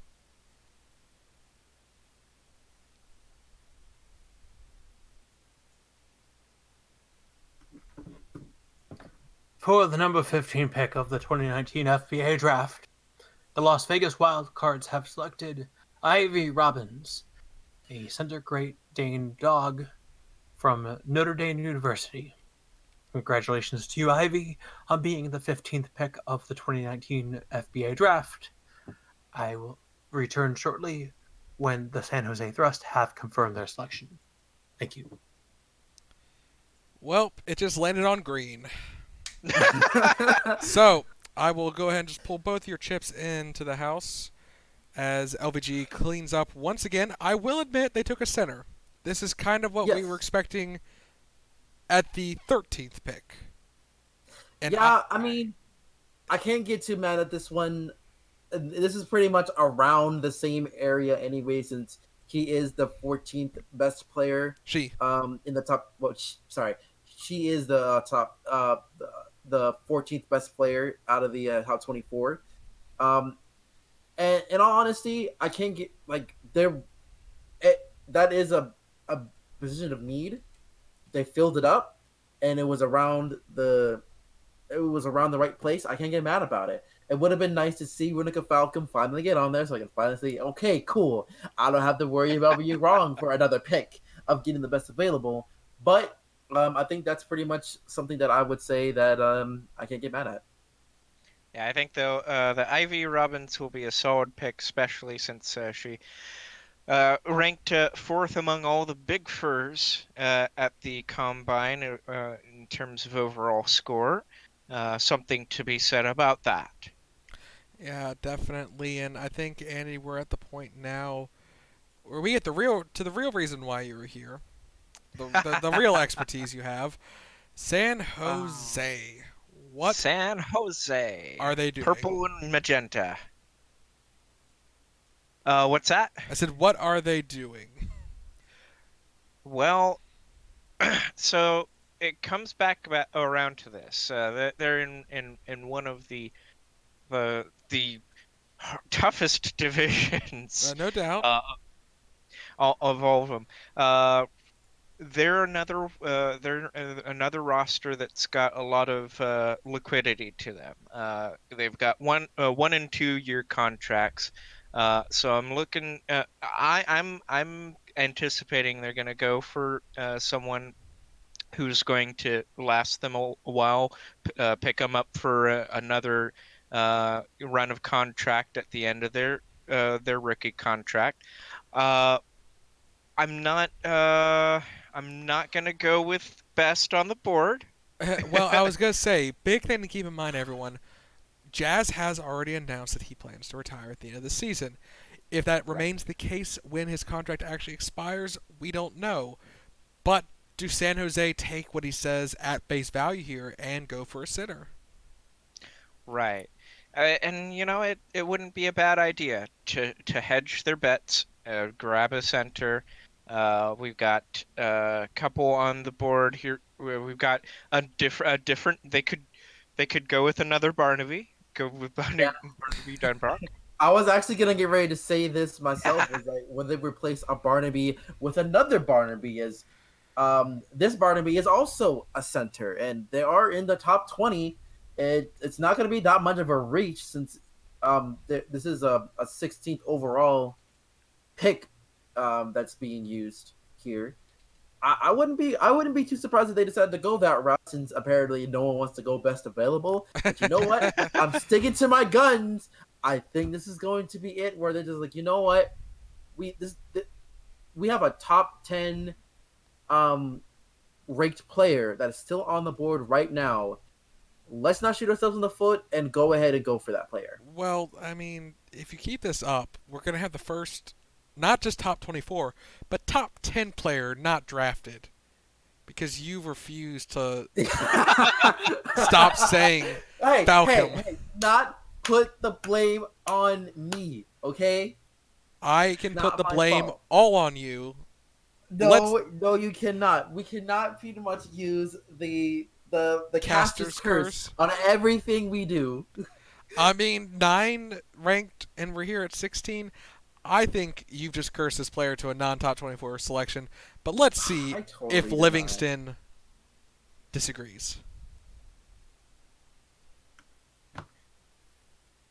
For the number 16 pick of the 2019 FBA Draft, the San Jose Thrust have selected Runica Falcom, a center forward Malayan tapir from Sydney, Australia. Congratulations to Runica for being the number 16 pick of the 2019 FBA Draft. I shall return shortly when the Montana Howlers have confirmed their selection. Thank you. Here's my 2 wings clapping. I'm a I'm a I'm a genius. You're a Took me 8 genius tries. by selecting the set. Took me 8 tries. You bet red. 8 picks in a row. Congratulations, you Yes. finally won Yes. an eighth I of your money finally back. got it. I finally got it. It took me a bit. It took a little struggle, but we finally get to see Runica Falcom off the board. No surprises here. Best player available, the top center in the league in the pool league. at that moment. Let's stop playing around considering the fact that Barnaby Jazz is going to retire after this year. Like, that's just kind of all you have to say. Yeah. And hey, as far as a top 10 player not being drafted until later in the draft, we see that all the time. We saw it a couple years ago when we had the likes of Makovac. I don't think he went. He was like 8th ranked, but he only went after like the 16th pick. It was the 16th to Bangor tie. It's after the double Dakota selection. And Hey, it does happen. memory serves good. It Yeah, does and I think happen. Margot Warrior had the same issue as well. I think that she was like, I believe, was the 6th best player available in the top 24, and she didn't get picked probably up until close to the 20th. I think she was actually the last pick of the first round. So She might have been. It was a while ago, and definitely Falcom feeling a lot of pressure off her back. Finally picked up on a good team, honestly. I mean, that's the thing we talk about, the top players getting selected. They're usually going to bad teams in the terms of their performance. This is around the sweet spot where players are getting picked up by teams that are maybe 1 or 2 pieces shy of a real run. So the players on these teams could see success early if they can find a way onto the floor. Yeah. So it's at this point now that Barnaby and Nicholas will take Falcom under their guidance and build Runica into a center that they can use on the bench or in the deep stuff for now. Yeah, well, and I kind of feel like Montana's cursing up a storm a bit here. Number 17th pick, they were so close to possibly getting a number 9 ranked player. I would argue that they would be going a center at this position, considering that's been their weak point ever since Sterling left. yeah, it's very intriguing because Sterling is in free agency right now. So who knows what could happen with him if they decide to be like, hey, you know what? Maybe it could be nice to have a little bit of a reunion going. But I digress. I doubt that. I mean, they can't afford to pay him. Not what he wants, probably.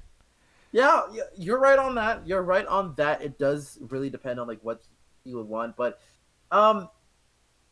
really though, I would have to say the biggest thing is that As you said, the center position has really been the biggest issue, but they do have Regan St. Croix as well, and I don't think they're going to lose faith in her that quickly. I will say though, I think Big Fur will be something that they're going to be looking for. I'm not going to say the best available this time. I feel like we're going to see a little.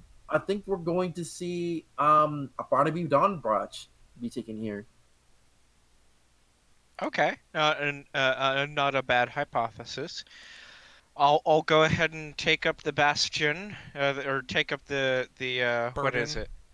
The burden of Yes, the being the one to cause the curse. sure, we'll go with that. They might not need a center per se, but maybe a big for like West Penrod.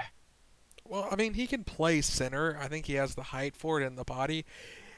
I, I would agree. I think 12th ranked player getting them at 17 is not a bad situation at all. And they have a good power forward in Gordon, but they don't have a center. The only center they have signed right now is, I'm double checking, but I don't think is their rookie from last season, Saint Croix. I mean, that might be who they're going to go with long term.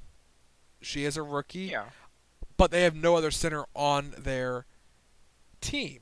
And I don't know if they want to put all the eggs in the basket with her or if getting a Pinrod and bringing him in to at least be depth, maybe kind of be a little competition for Senkoi, kind of push her a little bit further, see if she feels the nipping on her heels and is able to develop faster into a star player. Because, right. go ahead. And I feel like ever like you guys said after their star center left the team, they've been scrambling to keep the position covered. They had to take a bunch of short-term contracts just to cycle some centers through.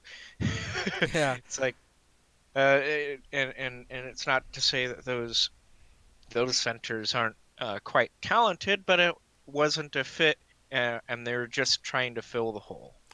and I think I see the commissioner heading to the stage now.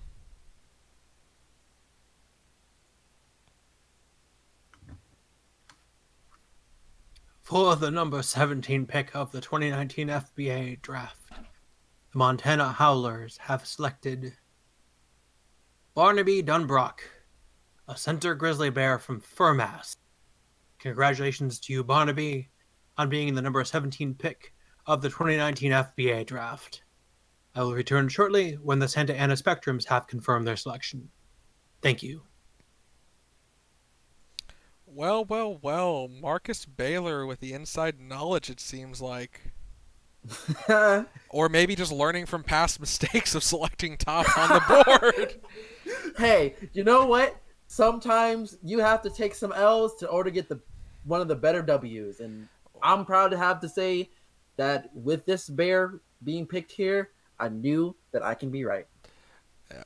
Oh, Andy, you were wrong. No shame in that. We've seen Marcus be wrong quite a bit tonight. But I think this is a good selection. I think that they needed the depth. And maybe going with Barnaby, who's ranked 19th, might be a little bit of a ego protector as well for Senkoi, to not let her think that they're already thinking of replacing her, but rather surrounding her with backup. Because, I mean, I think going with the 12th ranked player might have put her in that situation of the bad mindset of, hey, they're already trying to replace me, and it could have gone bad. But Right. let's jump over to the next team. It's not your area per se, but it's not far away. Santa Ana. What You know, what is they are they gonna do? yeah, no, in order to be a commentator, you know just as well as I do that at least for a regional, you got to be up on all of the other teams in your area. Santa Ana, oh, how far they have come since they last won a championship ring. Right now, they are in a sort of a rebuilding phase, I want to say. They didn't. They, Ah, I mean, okay, so let's rephrase that. They have the okay. 18th pick in the draft. They are still a top 10 team in the league, but compared to their championship caliber, yeah, they are not there yet. Yeah, and don't get me wrong. I didn't want to say I wasn't saying that they're not a good team still. They're It's just that retooling. they've got a lot of changeover that's been going on slowly but surely in these years. So here's what's going on. They've got to decide whether they're going to keep on some of their big name talent or if they're going to let them go to other teams. If they decide to let, like, say, for instance, Adidas go somewhere else or leave for some reason, then they got to look at a guard. We got Evan Cross, we got Violet Slater on the board. Could even go with a swing, go with Fletcher. Yeah, um, I mean, honestly, oh, go ahead. I was gonna say, I would be shocked if they let go of Aditya, but at the same time, I think they've built a fairly decent team in terms of they have their center, they have their small forward. They've struggled with the shooting guard. That's been a position they've drafted a couple times over the past couple years, and I just don't think they found that player that's going to take the reins and be the scorer, and that's what they've been looking for. So I mean, Evan Cross I think is more of a point guard. Violet Slater I think is more of a shoot first point guard, so maybe she could come in. Ronan Landon, similar situation. I'm leaning a little bit towards Karamo, who does have that ability to play forward guard. Maybe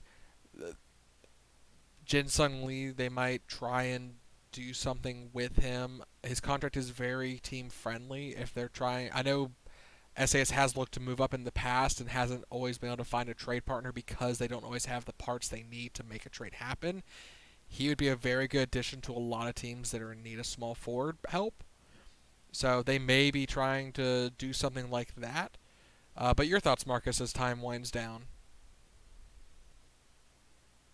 Yeah, honestly, I would have to say, I would agree with you, more so because they have had struggled with getting a shooting guard for a while. But we also have to get a chance to look at Sebastian as well, because even though Seba has been a very very solid player for them, he's also going to free agency, and depending on what they're going to decide to do, because they do have quite a bit of cap space to bring him back, but there's a lot of things that they can do in free agency too. So honestly, this pick would be interesting. I can see them go either way.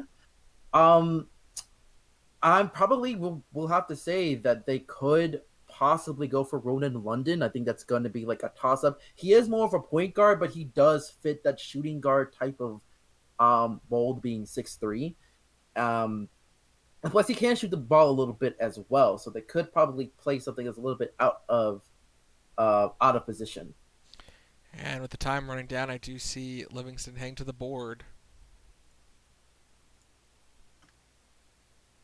For the number 18 pick of the 2019 FBA Draft, Santa Ana Spectrums have selected Ronan London, a guard jackal from Pac Territory University. Congratulations to Ronan on being the number 18 pick of the 2019 FBA Draft. I will return for the next pick when the Biloxi Voodoo have confirmed their selection. Thank you. Well, well, well, a guard, as predicted, they definitely reached a little bit down, but honestly, that might be the first true shooting or a potential shooting guard left on the board outside of Fletcher. But, whew, a team, a lot of expectations that are going to be placed on this young fur. Obviously, played in the FBA Developmental League, but we'll have to see if he follows the path that the other previous shooting guards that have been drafted by SAS have followed, or can he finally break the uh, ongoing curse of mediocrity at that position for them? Yeah, it's definitely a wait and see. And considering that at this position, it's really hard to it's really hard to really kind of find that fitting piece in really any starting position, because at this point you would expect a lot of teams to be looking for players that are more so for bench purposes at this point. And for Santa Ana, they've really struggled to really find a way to get into a higher spot outside of obviously going for Tyrese. The 1 year they were able to do it successfully, but outside of that, they haven't really been able to find that umph to get up there. So they're kind of stuck with trying to be like, all right, they have to find a way to get a gem and really kind of look like geniuses these past couple of years, and it hasn't really have been able to do that as of right now. Yes, and let's look at BLV now. The team that traded a pick earlier, and a team that a lot of people are keep an eye on because of the whole Sterling Bingsing renegotiation. I, I know, Marcus, you want to say it. Look at the best available on the board. Okay, sir. Um, honestly, I it's going to be very interesting because I don't know if that is really the good idea. Because if they do want to um bring Sterling back, I'm not entirely sure if going for West Penrod would be the best idea. Per se, because he's also a big for while he is more so a forward in this case. I don't, considering that he can play a little bit of, ooh, excuse me, considering that he does play a little bit of center as well. I'm not sure if they're willing to bite that bullet yet. Right. The flip side of that coin is they could go with a big fur in this case to say perhaps put a little bit of pressure on Bing Sing, just as a sort of a negotiating strategy. Say, okay, well, here's what we want to pay you, Sterling, but if you're not willing to play ball with us, well, we have a backup plan here. Whew, that would be Yeah, a I don't ballsy know. move. It would be a very ballsy move because considering the fact that like he was one of the big reasons, obviously with alongside with Derek Kim as well, that you were able to make it to the finals a couple of years ago, and downright almost make it to the Eastern Conference Finals, excuse me, last year. So to essentially just be like, okay, we don't think it's to essentially pick a person that could potentially play in his role. It may be considered a slap in the face to Sterling, and I wouldn't be surprised to be like, okay, you feel that way, I'm gonna go play for another team, and he has done that in the past, as we um when it comes to Montana, when he was with that team. So I don't know if I think that's a little bit too risky for my taste. I do think that if they do decide to go for that best available spot for West Penrod, it would be like, okay, they do need to find a guy who can be their a future power forward, um, as well. They do need a little bit of help in that. So I wouldn't Mhm. be surprised if they decide to just be like, okay, we want to have a front court for the future. Here's somebody they can play alongside Sterling. If they can probably go with that route, they could lighten that load a little Well, bit. I was gonna say they did just lose Reinhardt, so that's another big that they have to fill now with some depth. So I could definitely see it. I mean, it's in that position. He's the 12th overall. You're number 19. What's the worst that's gonna happen besides Sterling getting upset, not coming back, and going to join a team in your division? Yeah, let's not do that. But But yeah, I was to say I do see Hugo heading to the stage now, though.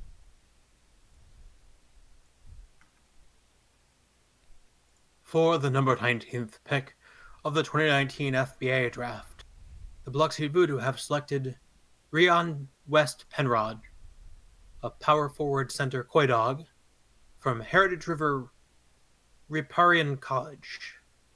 Congratulations to Rion on being the number 19 pick of the 2019 FBA Draft. They'll return for the next pick when the Hawaii Kahunas have confirmed their selection. Thank you. Whew. Yeah, we. This is gonna be one of those routes where it gets a little bit tricky when it comes to Biloxi. Whether or not this player would end up being the replacement for Sterling or just a player that will play alongside Sterling, this is a really big question. I can't say that I can't really get too mad with this, considering, as you said, Craig Reinhardt had to trade him away in order to get Ryan Malone, which was a little bit of a shock to everybody. But I will say that if I were in Sterling's shoes, I could feel some type of way a little bit about this one. Honestly, I probably would have been felt a little bit easier if they went with Austin Gennaro. While of course having that best overall player being the 12th the 12th overall in the pool, it is a thing that is very alluring. But of course, if you're trying to bring a player back in, it can also be a little bit scary as well. So playing with this risk is going to be interesting as we get into free agency. Yeah, and I didn't want to spark any great fire with my conjecture earlier. It could go the other way where they're just trying to look for someone else who can play gel with Bang Sing out on the court if the renegotiation goes well for them. But only time will tell in this Cinderella story. But on to our finalist from this last year's 2019 finals, Hawaii Kahunas. What do they do here at number 20? Hawaii Kahunas.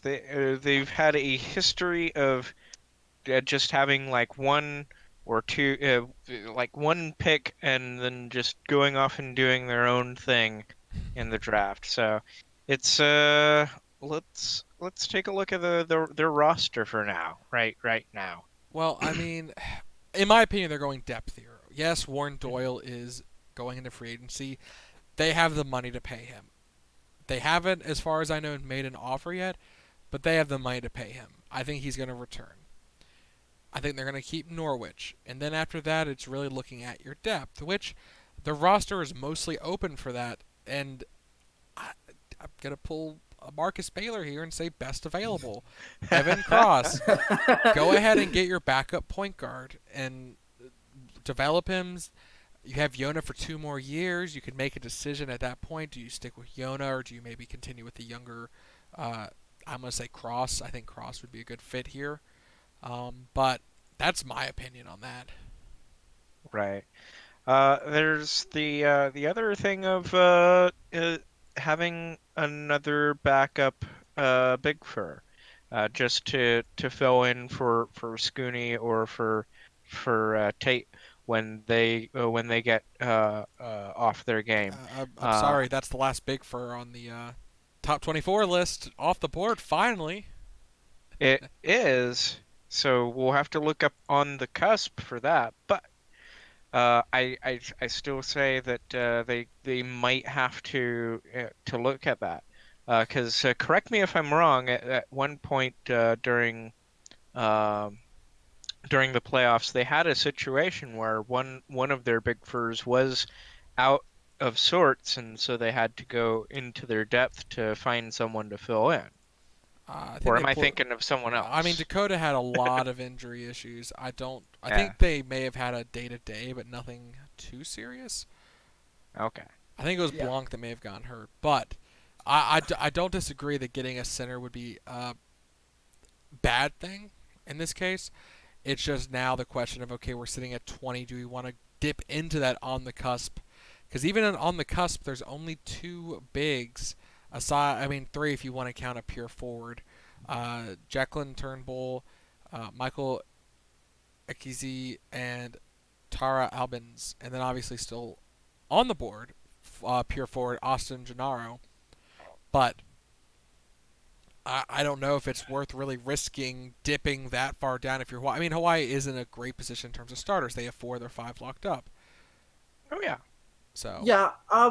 Honestly, um, I would have to agree. I think best available would be what I would say is the best route. But considering this is Hawaii we're talking about, and they just love throwing a dart onto the screen and just like close their eyes, throw it, see what name it is, and pick it. I honestly would say that they will probably do the same thing again.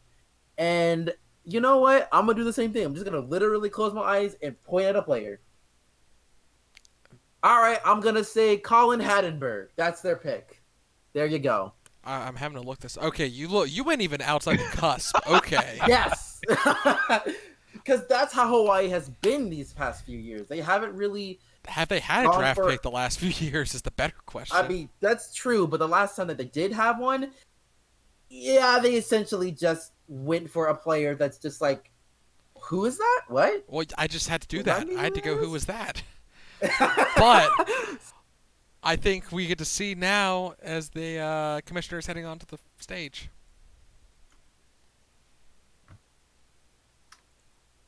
For the 20 pick of the 2019 FBA draft, the Hawaii Kahunas have selected Austin Gennaro, a forward golden jackal from New York Carnivore Predator University.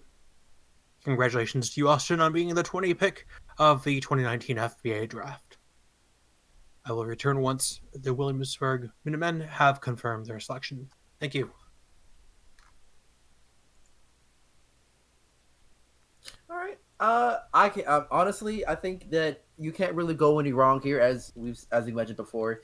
This is a team that is essentially looking for depth because outside of Blanc Mange, and you could probably say Royan Doyle if he does come back, there really isn't a lot of players that you can say, okay, they could really be a good. They could be a really good role player for this team. So we'll see a lot of. I do feel like that we're going to see a lot of players, a lot of new faces on this Kahuna's team. I think it'll be a little bit very different from that's the same team that went for the FBA Finals depth wise. But I will say that this could be a call for maybe a possible Doyle departure, considering that this is an overall forward in Austin Gennaro. Yeah.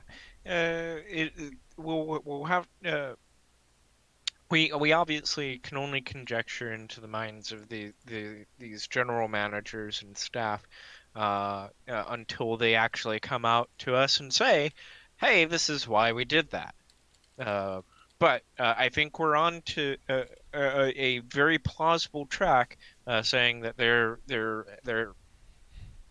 making sure that they're not without a forward position if something goes south. Yeah, definitely at least a backup. I mean, I would argue that Blanc is the better small forward in this case, at least to help develop Gennaro in the time. But we might see Gennaro sneak his way in. Now, let's talk about the Williamsburg Minutemen, or should I say Minute Women? Yes, the essentially part of the French, the team full of titties. Oh my! Okay, now that is what you can't say. Well, I mean, am I wrong though? Well, That's I mean, essentially what. Bangor's challenging them recently in the past couple seasons, but True enough. Williamsburg is known for drafting some of the best talented females in the draft this year. We definitely had a lot up there. Number 3, Lauren Fash, and then followed by number 4, Tipton. On the board, left top female player would be Violet Slater as a guard, and they do have 2 of their guards in free agency this year. Yeah, I think they're in a very, very interesting spot. Whether or not they decide to bring them both back on, albeit very, very cheap deals, which I would be very surprised if either of them had decided to go for that route if they really, really love this team. But I will say that considering that Vieira Latiera and Crystal Davis are very seasoned veterans and they are getting to the point to where they're at the peak of their primes, I wouldn't be surprised if they decide to be like, all right, we could possibly look for a guard in the future. So, Violet Slater, I could definitely see you picked here. All right. It's not a bad. Now, we'll go. We'll conjecture that hey, maybe they want to get a little bit of variety and not have it Well, all she's be also a fox. Williamsburg is known for their foxes. They are. It's I mean, it is the perfect selection. It is sitting there. They're number 21. She's ranked 20. She's still on the board. right. Well, I'm just gonna say, for the sake of breaking up the ladies, we'll say I'm gonna go with best on the board, Evan Cross, the guard. Oh no, they're gonna pick his sister, Lana Cross, just to oh my gosh. absolutely irk him and snub him. Go with the female sibling of the two. Now, I think I do see Livingston heading to the stage.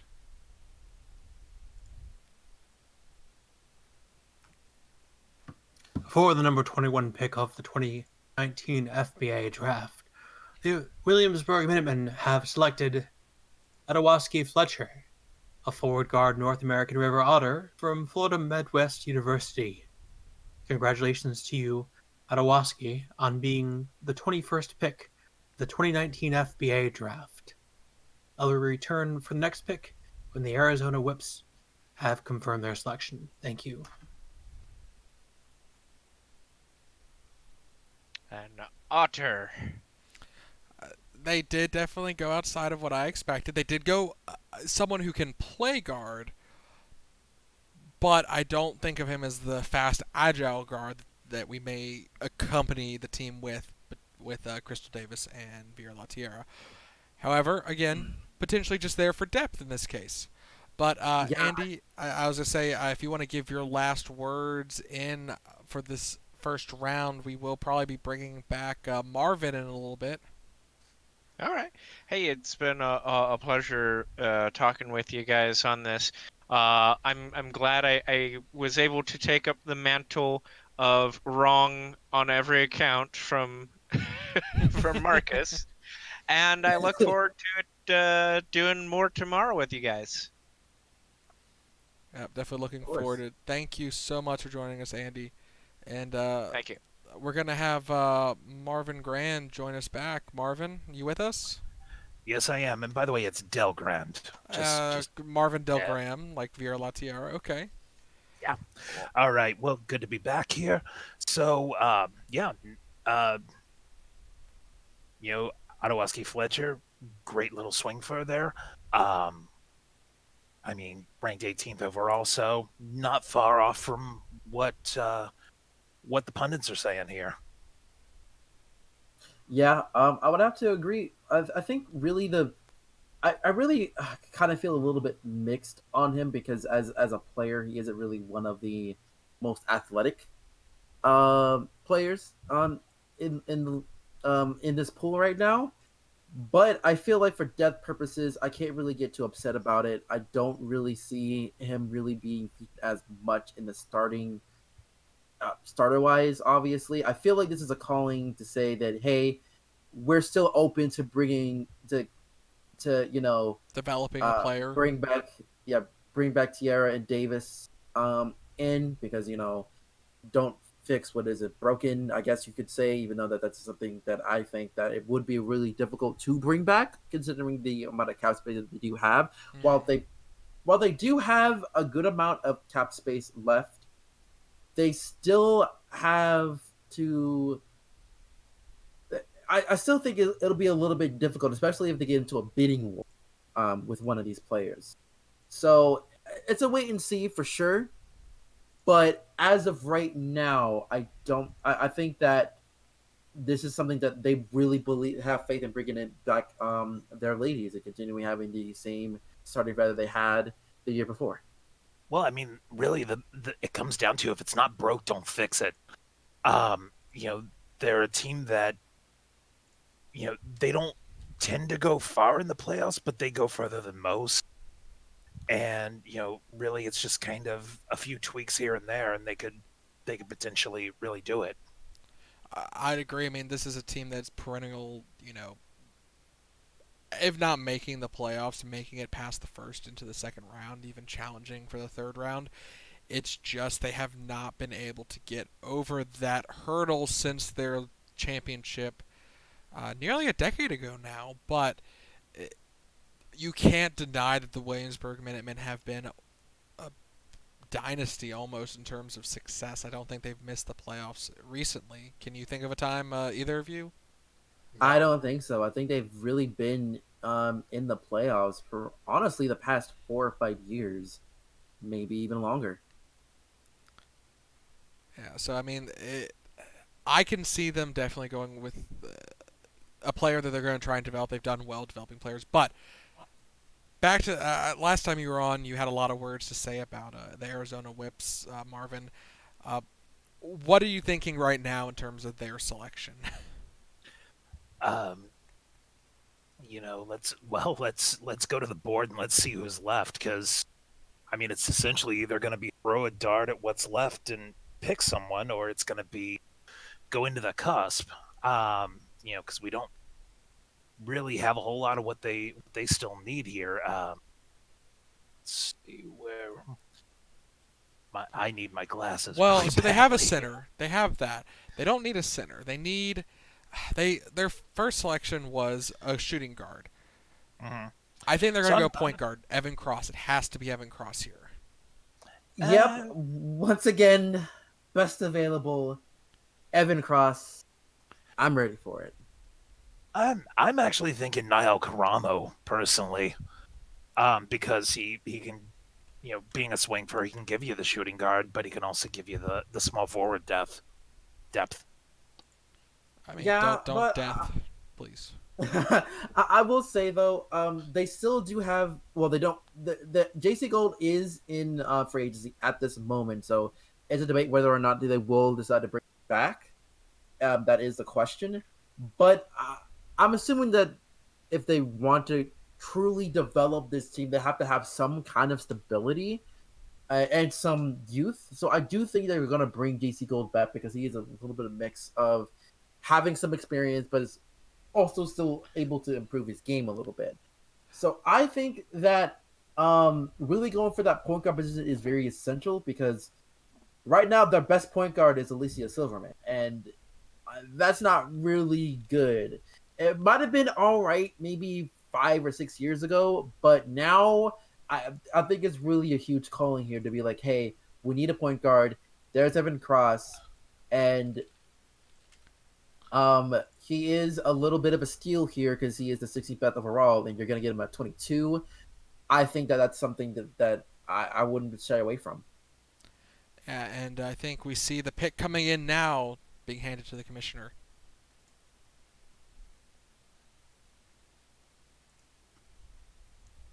For the number 22 pick of the 2019 FBA Draft, the Arizona Whips have selected Evan Cross, a shooting guard, point guard, American Sable Rabbit from University of Norwood. Congratulations to you, Evan, on being the number 22 pick of the 2019 FBA Draft. I will return once the Lorraine Firestorm have confirmed their selection. Thank you. Well, well, well. I'm cleaning house. It seems tonight with that pick. Whatever. Well, I mean, uh, I don't blame them. The 16th overall, like you said, it's 22. They really needed a point guard. I could have seen them maybe go with Slater or Connie Cloverfield, but it had to be one of those three, in my opinion. yeah, I can't disagree with you there. And as I said, I also said Evan Cross as well, best available. I'm not gonna put it down now. Uh, at the end of the day, they need to find a way to have some kind of young core going. And I think if they do bring JC Gold back, I think really having Evan Cross as your point guard, um, having Tino as your shooting guard, and of course having Jason Cole as your small forward, and of course McCarthy as your center. That's a pretty decent young core. Of course, there's got to be some development coming along as well. There will be a lot of growing pains on this team, but I will say that I can say for the first time, maybe in a long time, we could see a little bit of a bright future for Arizona now that they have at least some kind of solidified backcourt. Well, I was gonna say, if they bring JC Go back, this is now a starting lineup that they could make with a bunch of young talent that the fans can be excited about. Bring in a veteran in free agency to help lead the young core, and they could start to make a challenge back in the Pacific Rim. It's a team. It's a division that has had its struggles with Texas, Winnipeg, and um, Yeah, you mean the Plains well, division, I right? mean they could make the playoffs with it. Yeah, I think obviously with the Plains division outside of Florida, obviously they it's a division that is known to be pretty much on the weak side. There none of the other three teams really have gotten us to be like, wow, we have to watch out for this team in the near future. But I think if they pull their cards right in Arizona, especially if they decide to, not pull on Arizona during free agency, I think that they could actually have a potential of being a somewhat of a decent team and could potentially go into a battle of a lower seed this year. Yeah, and let's pivot on over to Lorraine, back for their second pick in this draft. What are your thoughts on them? I'm honestly thinking point guard at this point, because Sundos is just kind of on her way out. I don't expect her to get picked. I don't expect her to get renewed after this season's over. She's too expensive Not at for that price, 15 million a not. year. Phew. Yeah. Yeah, Um, it's certainly a lot. so I'm thinking point guard, and honestly, I'm kind of thinking they're going to dip in the cusp here. We're low enough in the draft that you know the cusp and the lower end of what's available is kind of melding. I'm honestly thinking Strobenders, out of Strobenders, because I mean, look at it. He was second in the 3/4 court sprint at the combine, so he's fast. He's a rabbit, so kind of has to be. Honestly, I'm gonna have to agree with you here. Out of Starbenders because essentially they do need to have some kind of while he isn't really the most offensively sounded player, you know that he can pass, and he can pass very, very well. And with the fact that Akiak Pratt has really been their go-to scorer as of late, they do need to find someone to really be a facilitator to feed the ball to him. So I would have to agree with you here. I really finding that that player that knows how to pass and pass well would be a perfect fit. So I would agree with you. Stromingers could be the pick here. I mean, that's again one of the players that we kind of question what impact they're going to have, though. Obviously, on a team that, like you said, they're probably going to get Sundos one more season and then kind of just let her walk. So they could develop him very quickly. But is that going to be enough for this team? I would say not at first. I think they're going to have to take some time to develop whoever's going to be their point guard of the future, whether it is going to be Strumbenders, whether it's Connie Cloverfield, because, she can pass as well. Uh, it really just kind of depends on what they're going to be, that they know at this point of the draft, you're going to be getting some raw players that are going to need a couple of years of development and how they're going to deal with that is really essentially on them. So whoever they decide to go with, it won't be it'll take a few years for us to be like, yeah, that was a really good pick that they used. Yeah, I definitely did agree there. And I think I see the commissioner heading to the board right now.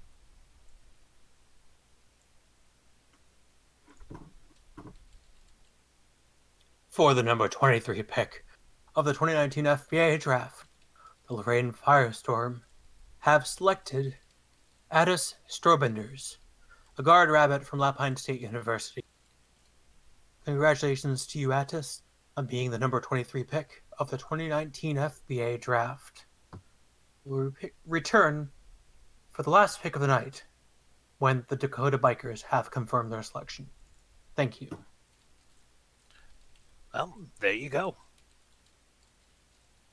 I mean, really, not much else you could say about that. Yeah, at the end of the day, we knew that they're going to have to find a point guard of the future, whether it's in this draft or possibly if they're able to find somebody in free agency that can come in on a pretty decent deal. It really depends. But I will say that even though they did get a point guard of the future, I still think it might take them a couple of years to really kind of push that edge and be able to finally make it to the second round, because that's been really the hump that they can't see they really come over. So, even though for now I will say that this is a good pick, I will say that it'll be one of those hesitant. Yeah, it's a good pick, but just because it does fit their need. Yeah. Like I said, again, on the cusp, you can't blame them. They're 23 in the draft. There were guards above them ranked higher, Slater and Connie Cloverfield, but not a player that I think that the fans are going to be upset with. It's not like they picked them at, seventh overall. Then we might have had some issues, but it's we saw this similarly with other players they've done in the past. They obviously got like Logan Green from the Bangor Tides from the same spot. No, sorry, Logan Green went to Arizona. I'm thinking the pick before, but we've seen late picks not really work out in terms of being starter level. But we've also seen them develop really great, integrate players, or even players that haven't been drafted, like Lance Wildfire or Marcus Knight. It's kind of the sort of the camp you fall into. Well, Yeah, I mean, go ahead. yeah, I was gonna say the other thing is that you know the other thing that Strawbenders can bring here is just an intense vertical game. I mean, look at the combine performance. He's fast. He could just jump from nothing. He could get a good running leap. So he's got a good vertical to him, and I kind of think that if they can get him up to speed quickly and they can then kind of maybe move him into Sundos's position, you'll start seeing a lot more of an impressive slam dunk kind of game being played by Lorraine. Yeah, and we'll move into the last pick of the first round. The Dakota Bikers, not able to repeat this year, but still made it to the semifinals. What do you see them going with here? Well, considering the elephant in the room, yeah. Well, I would Our say commissioner's more not so. playing for Dakota here, Bobby. I don't. You want to talk about exploding knees? I do not want to see Livingston go down in preseason game one. but yeah. We already know he's not really an elephant. He's a deer. Dylan Redfield. As much as it's really kind of a little bit of a blow for this team, I wouldn't say that it's necessarily a really I can't okay, I won't say that it's a I think not it was I a won't say that it's necessary not a move. bro. Yeah, it's an unnecessary move. I feel like this is something that they're trying to clear off cap space and maybe bring another player in that could be a big Well, that could be big in free agency. the rumor understanding is that Dylan, this was requested from him, so you kind of get in that position of getting rid of him. It's either do you deal with an unhappy player who's taking up a large portion of your cap, or do you try and recover what you can for him while you can? Redfield Yeah. has never been happy in Dakota. I mean, if you really think Yeah, about it, even his with 2 rookie rings. contract, when end of his rookie contract, he took his jersey off and flung it in the trash in the locker room. Think about that. It's like he basically re-signed with them just because they made it. They came at him with flowers and candy, and he was like, okay. And he's just basically had enough. Yeah, and I think that it's kind of one of those things he where he realizes that it's not really his team anymore. Like, Or I whoever mean, with was the fact, maybe. yeah, it never really was because after when we saw both Malone uh decided to walk out the door, and Buck Hopper as well. Here comes Sylvius and Jonathan Lawyer, who came in and pretty much just really was the focal point of how Dakota flipped the switch from where they were before their championship run a couple of years ago. So for me, I think it's obvious that we needed to see a fresh start for Dylan Red. So But when it comes, yeah, let's go to oh, Dakota. A couple seconds left. They're going to begin their pick in shortly. What are they going to go with? And do you think they're going to go with a Ford? I mean, you honestly, I kind of would have say they to would. now. I honestly think that really they may go best available and try their luck on free agency. I don't think that this is the spot to really look for that small forward with a 24th pick. So I would say best available. Marvin? Yeah, I'm gonna say best available at this point. Probably this is gonna be the pick that you look 2, 3 years in the future.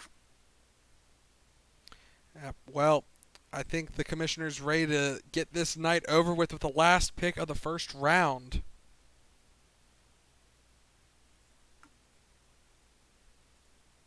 For the 24th pick of the 2019 FBA Draft, the Dakota Bikers have selected Dirk Canton, a forward African polecat from Universidad Palido de Puerto Rico. Congratulations to Dirk on being the number 24 pick of the 2019 FBA Draft. I can say it's probably not good when your draft pick shows up wearing a Kahuna's jersey up on the screen. Well, It's a honestly, Tate I jersey, mean, to be fair. it's a Tate Okay. jersey. He was a fan of Tate. We can let it slide here. All But right. I would say that this was a little bit of a surprise here. I mean, not too much of a surprise considering that they're that he is a kind of he has the size of a small forward, but at the same time, there were other players that you could have really win for if you want to go for a forward like Karamo. He's the 23rd best player, and he is around in that area anyways. But for Dirk, he wasn't even on the cusp. So it's a really interesting choice here. Yeah, I think it might just be the whole. So many players gone, not a lot of options left. There definitely are some, but you never know if there was a something that they saw in one of those cusp or top 24 players that they just did not like, or if there was something they saw in Canton that they thought was worth bringing in. But that is the top 24 selections for the first round. Any thoughts before we head off for the night? I'm sure all of us could use a wonderful bit of honey coffee to help soothe our throats after tonight.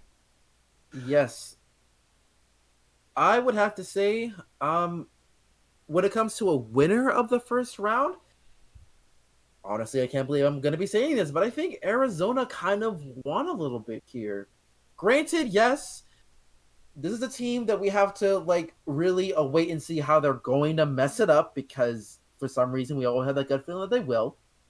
Yeah. But for this draft in particular, they actually drafted pretty smart. They really kind of didn't really go for too much of a reach or didn't really go for any kind of crazy trade or whatever. I will also say that it's a little bit of a surprise that we didn't actually see an in round trade this time around this year. Yeah, I'm actually shocked by that. I was kind of expecting Tennessee to trade theirs down and get get something for it. I have a feeling that kind of after the shock of the new things have happened, you're probably going to see some trades coming from these 24 picks tomorrow when we go back for the second round.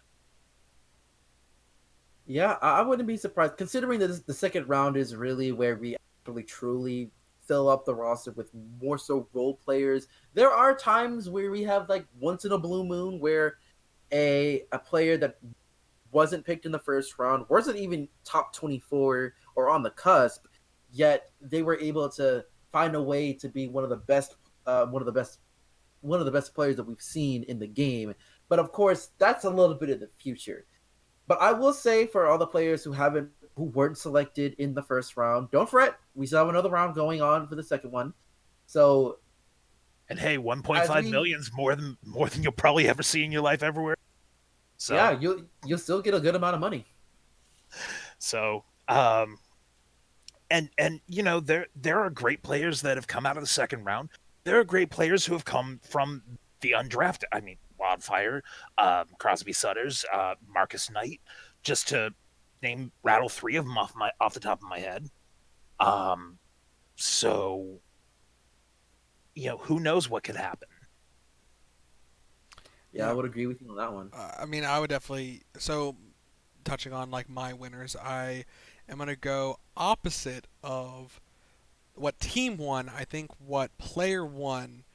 Um, Ash Van Zant ending up on Bangor. We know that former teammate of Tiatera. Big excitement probably from him hearing his name called. He's going to be going to Bangor to join his former teammate slash Vanderbilt or Vandy alum. So I think that was a big win there. And let us wrap up for tonight. It's been a long 2.5 hours, and we're going to have another long day tomorrow. But I I know. believe, Go. uh, Ryan. I believe we got someone else who wants to chime in before we sign off for today. Yes, let's have them come on.